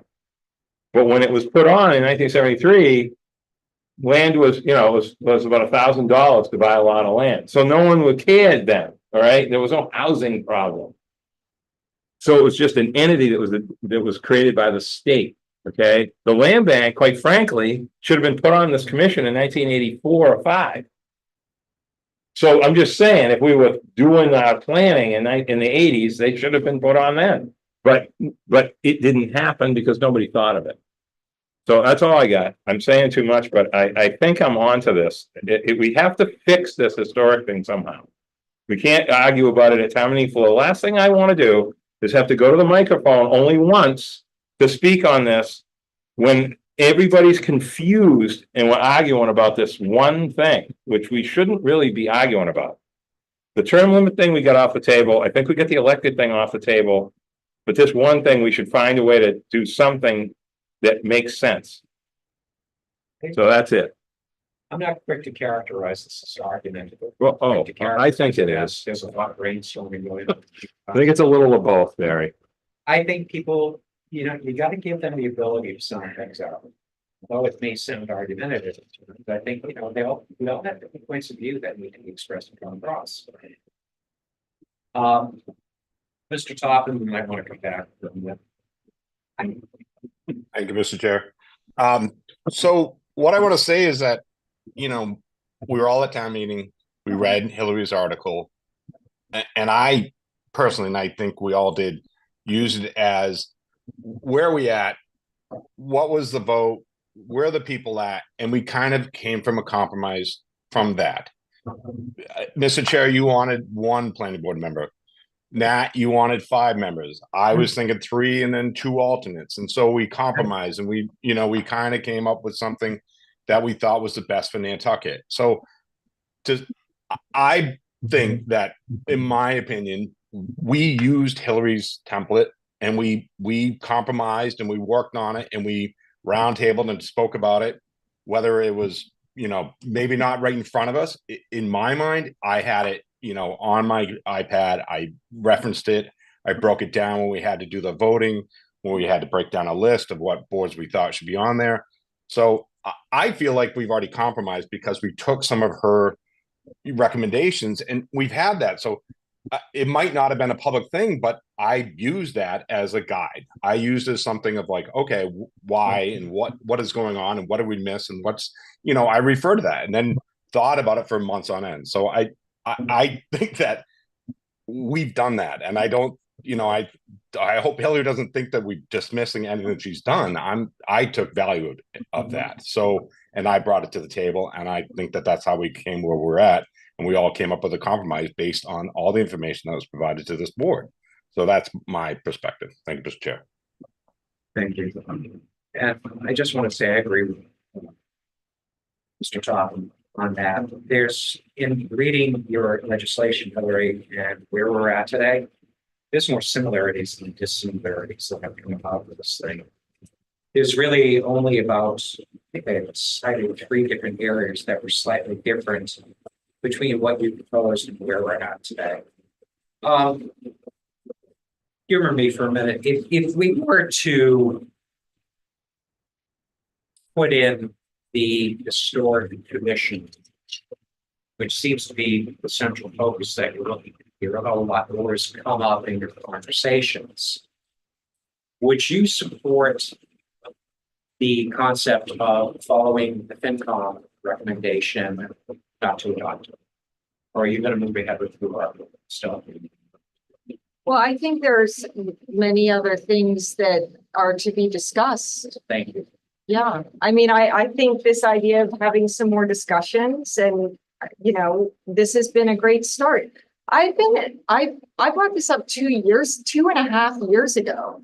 So, it's been a long time and this is the first time we've really been able to sit down around a table and, I really appreciate that we were able to sit down around a table and I actually don't think that, I think the articles are very far apart. But I do appreciate that there are things that we agree on. And I think that maybe with some more discussion, we can talk more about that. But, so I'm hearing that you would put the historical commission on the table and that, I guess, in place of social services. And you're asking if I would take my article off. Is that what you're asking? I think you already answered the question. I haven't answered the question. I don't think I've answered the question. Indirectly, you Yeah, kind of did, but. There are other things, Hold on. okay? So I think that. Yes or no?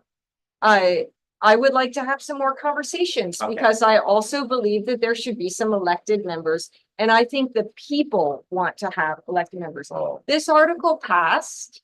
They don't need to all be elected, but it is another area of compromise. This article passed. And we've had a lot of problems with politicization of appointments. Okay, that is the elephant in the room. And I think I need to talk to my commissioners, so I appreciate this first meeting.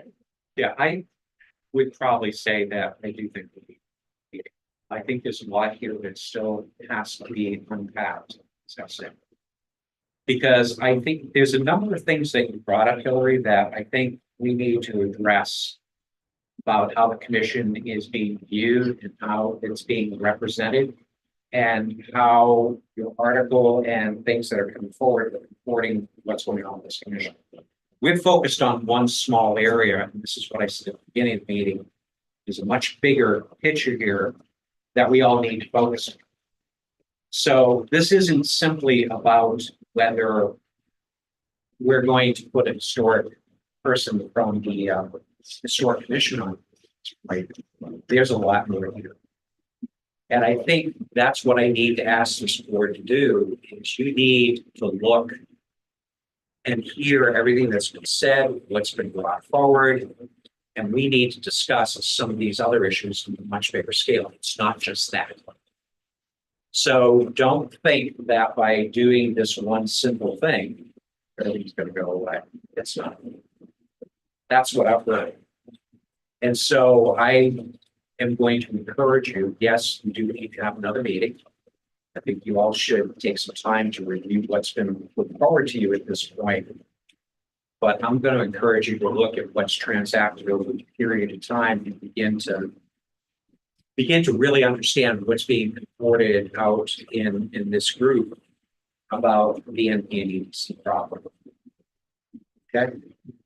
So we're talking about legislation that there's been a lot more.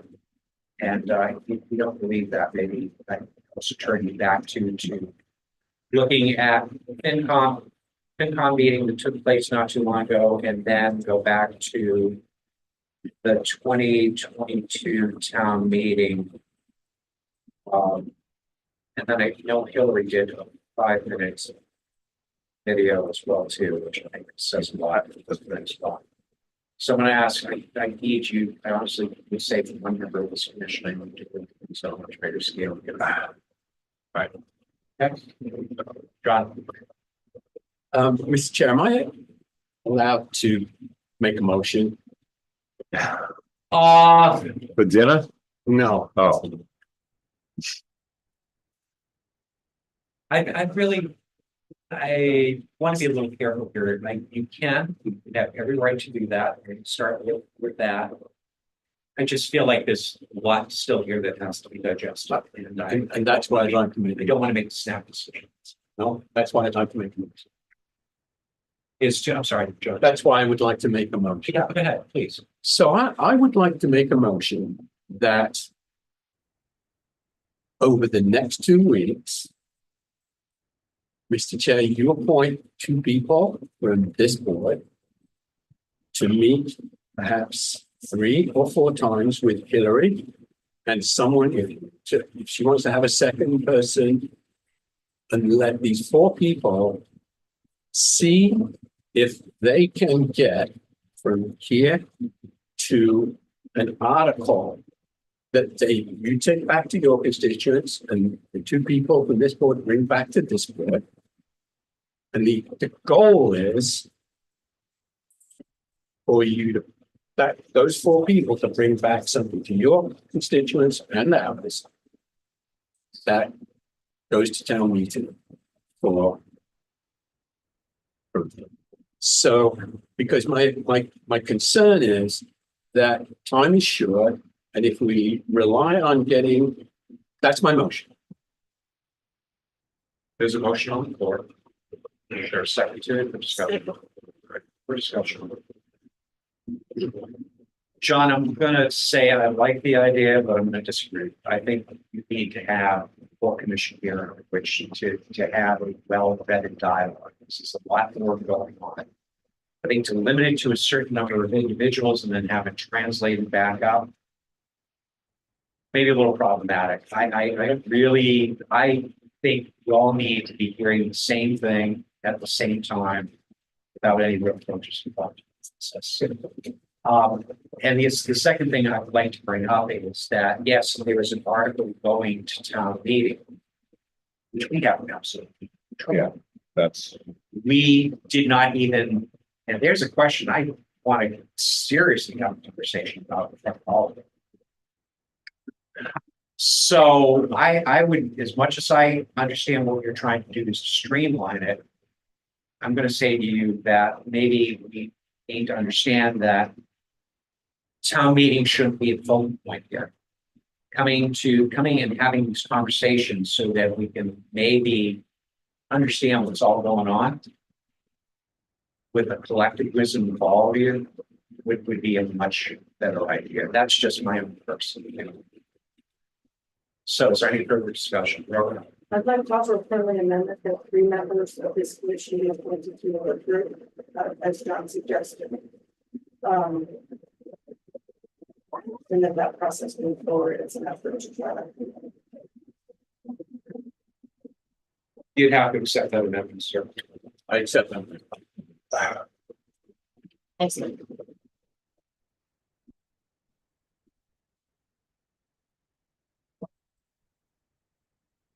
Can we discuss more? There's, Or is it- there's discussion on the floor to be All had right, here. so. Your point about town meeting. It's key, because I was just thinking about, like, okay, where are we may have been lost a little with all this conversation about what are we trying to get to for September 17th. Versus next year.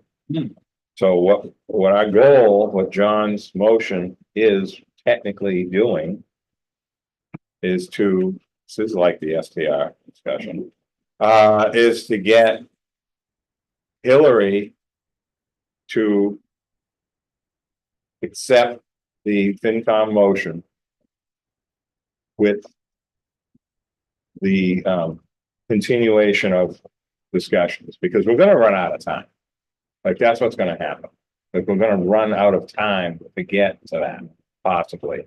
For a structured article that we can bring to town meeting next May, this fast. Like, that's not gonna happen. But, well, it could be close, but I'm not saying it's gonna be ready for prime time right then. What is the deadline?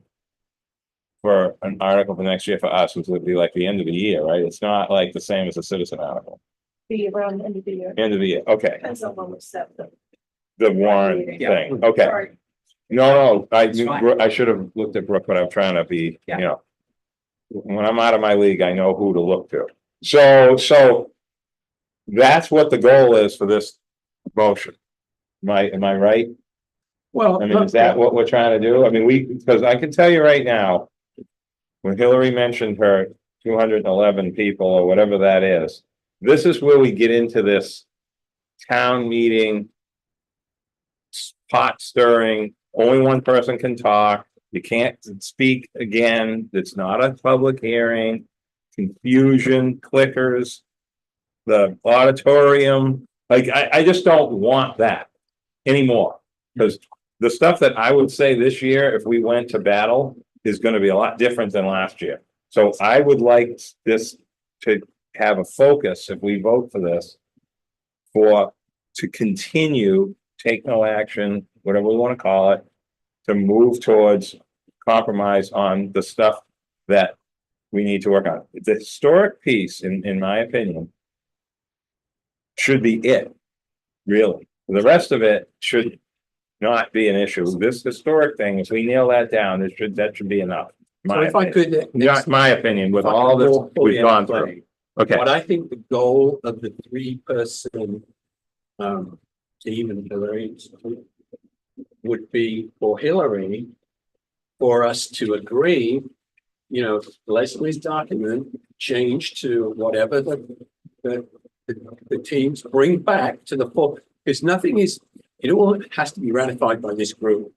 But on the one hand, we can't get that agreement ready for the 17th of September. There's absolutely no way. What we could do, though, is get a version of this that we agree with Hillary, is that if Hillary agrees to take no action, this is the basis of the article for the next town meeting. Or so that she has an agreement on what the basis is for the agreement that she made in return for taking no action on her article. That's what I would. I think I said the same thing. I don't know, maybe.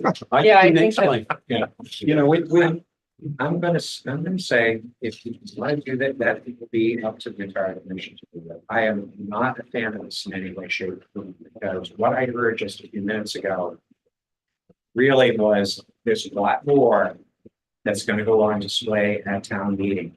We've just covered the tip of the iceberg. And I think this entire commission needs to understand what it is that's gonna be brought forward. It's starting to sound close to the STR work group, where the second article that was there was, I am not going to compromise. Period. I'm just, okay, that's my take on it. Yeah. Okay, Point of order. but I, The motion. and I am on the motion at this point.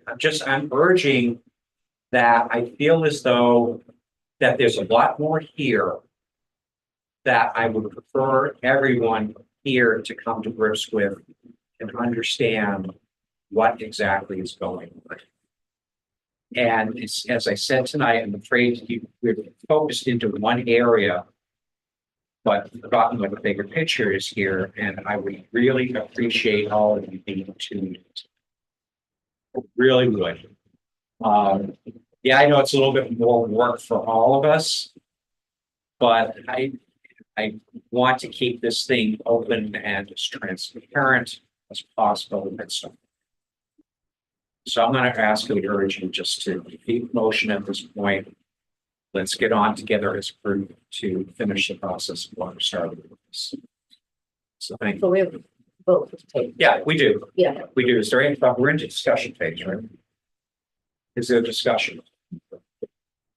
Mr. Chair, may I make a comment? I know you're debating the motion, but This is kind of a little leery here because we're kind of into the board thing now.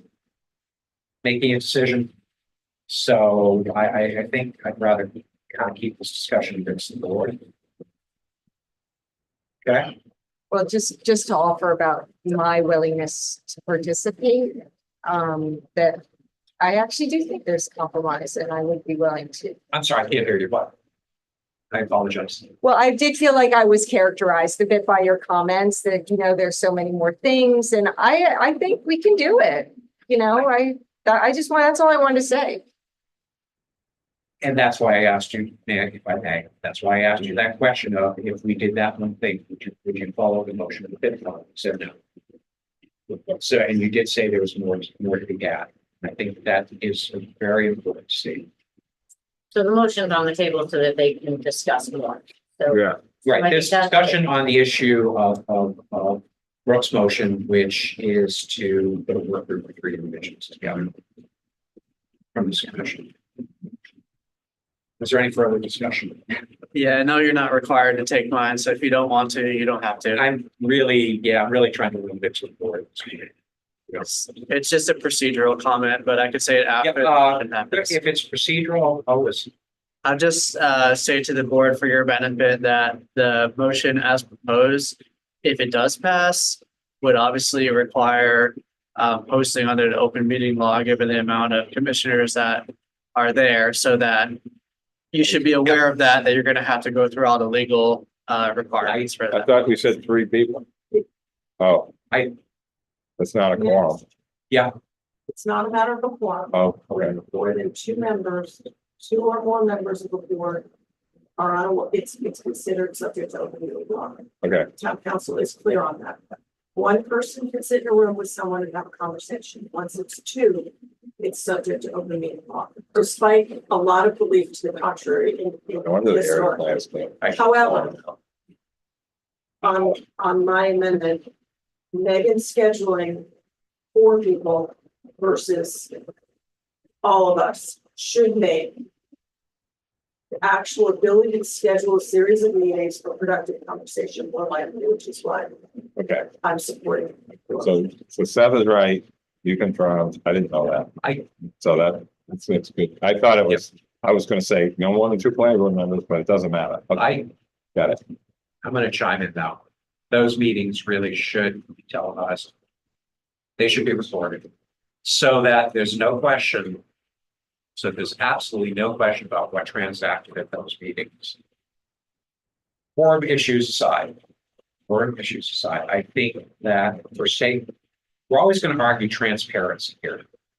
Okay, and I think that all of you should be entitled to know what's being transacted at that level. So academic of whether it's 1, 2, 3. That's a caveat that I want to replace with that. I'm going to leave because this is a board discussion and I really appreciate being heard and I hope to have more discussions with your group. Thank you. Is this mine? All right, is there any more discussion on the issue? Just one comment. Please. To Brooks' amendment. The STR version of what's been slammed on, we had public participation, but not public comment for most of the meetings, which allowed people to listen, but it didn't slow down the process. And if that's legal, and if it obviously was, then I would say we should, if we want to make another amendment, we should make it open meeting with public participation. That's it. Don't need to amend it, but. Okay. Other discussion. All right. You're all familiar with the motion that's on the floor at this point? Everybody, roll call vote at this point. That. Aye. So, I means that we are agreeing to. Yes. the worker, okay, Yeah. Doing the smaller subset work for 3 individuals. thank you. Aye. Yay. Abby. Mike. Sorry. Opposed. I, Joe. Aye. Brian. You're right there.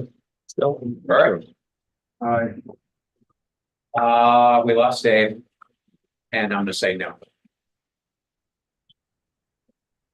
Really, I have 3 minutes. Mike, Abby, and myself, I think. Joe. From. God. John. John's next factory. Yeah, okay, thank you. All right. So, Motion to adjourn. how did those get appointed? How did those 3 get appointed? Said Barry was gonna appoint them in the motion. what's that? Said the chair was gonna appoint the people in the motion. So that, That was part of it, yeah, but All right, so are you good with my doing the appointment? Do you? The office advice. Yeah. The appointments. I think having voices that were, You're gonna have to speak up, please, sorry. voices that were involved in the process longer term. And voices who are newer to the table to balance. Yeah. Perspective. Bring the history and bring maybe some fresh perspective to the group. Yeah. Would be my suggestion. And since John has had experience in the STR, I would love to see him be part of that. Careful. I don't need to be saying it, Is that- I'm just voicing my own personal Careful of opinion. the motions you make. And just as. Yeah. To John's point, that STR subcommittee, which was a joint subcommittee of. I can't even remember now, made their own rules in terms of public comment. They appointed a chair of the subcommittee of the Worcester and May. And then they established their rules as to public comment and so forth, and I would recommend that. That's how it should be. But subject to Bird meeting law and reporting.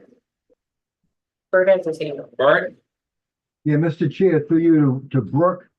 Brooke, you know how we had all those microphones in the conference room in the police station upstairs?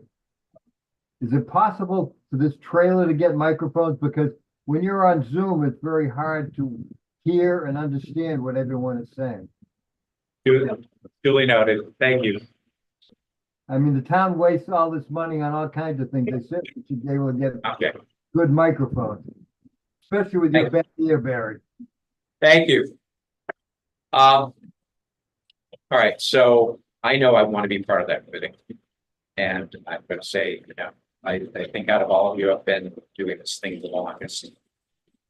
And again, had a good touchstone of rewrites and what's going on, and the transitions that have taken place over all this time, including things like the comprehensive plan, that's part of the NDAC, so we're all good about, like, to at least put my foot forward and do that.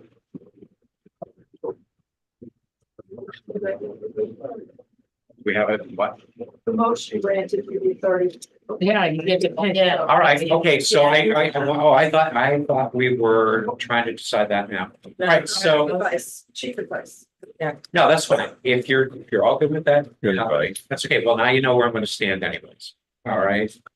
But I would love to hear from any of you. What's today? Okay. Let's make it Wednesday. All right, but close day Wednesday, if you're interested, shoot me a quick email. I believe you all have my email address. If you don't, Megan will gladly provide that to you. Is there anything else for Boris at this point?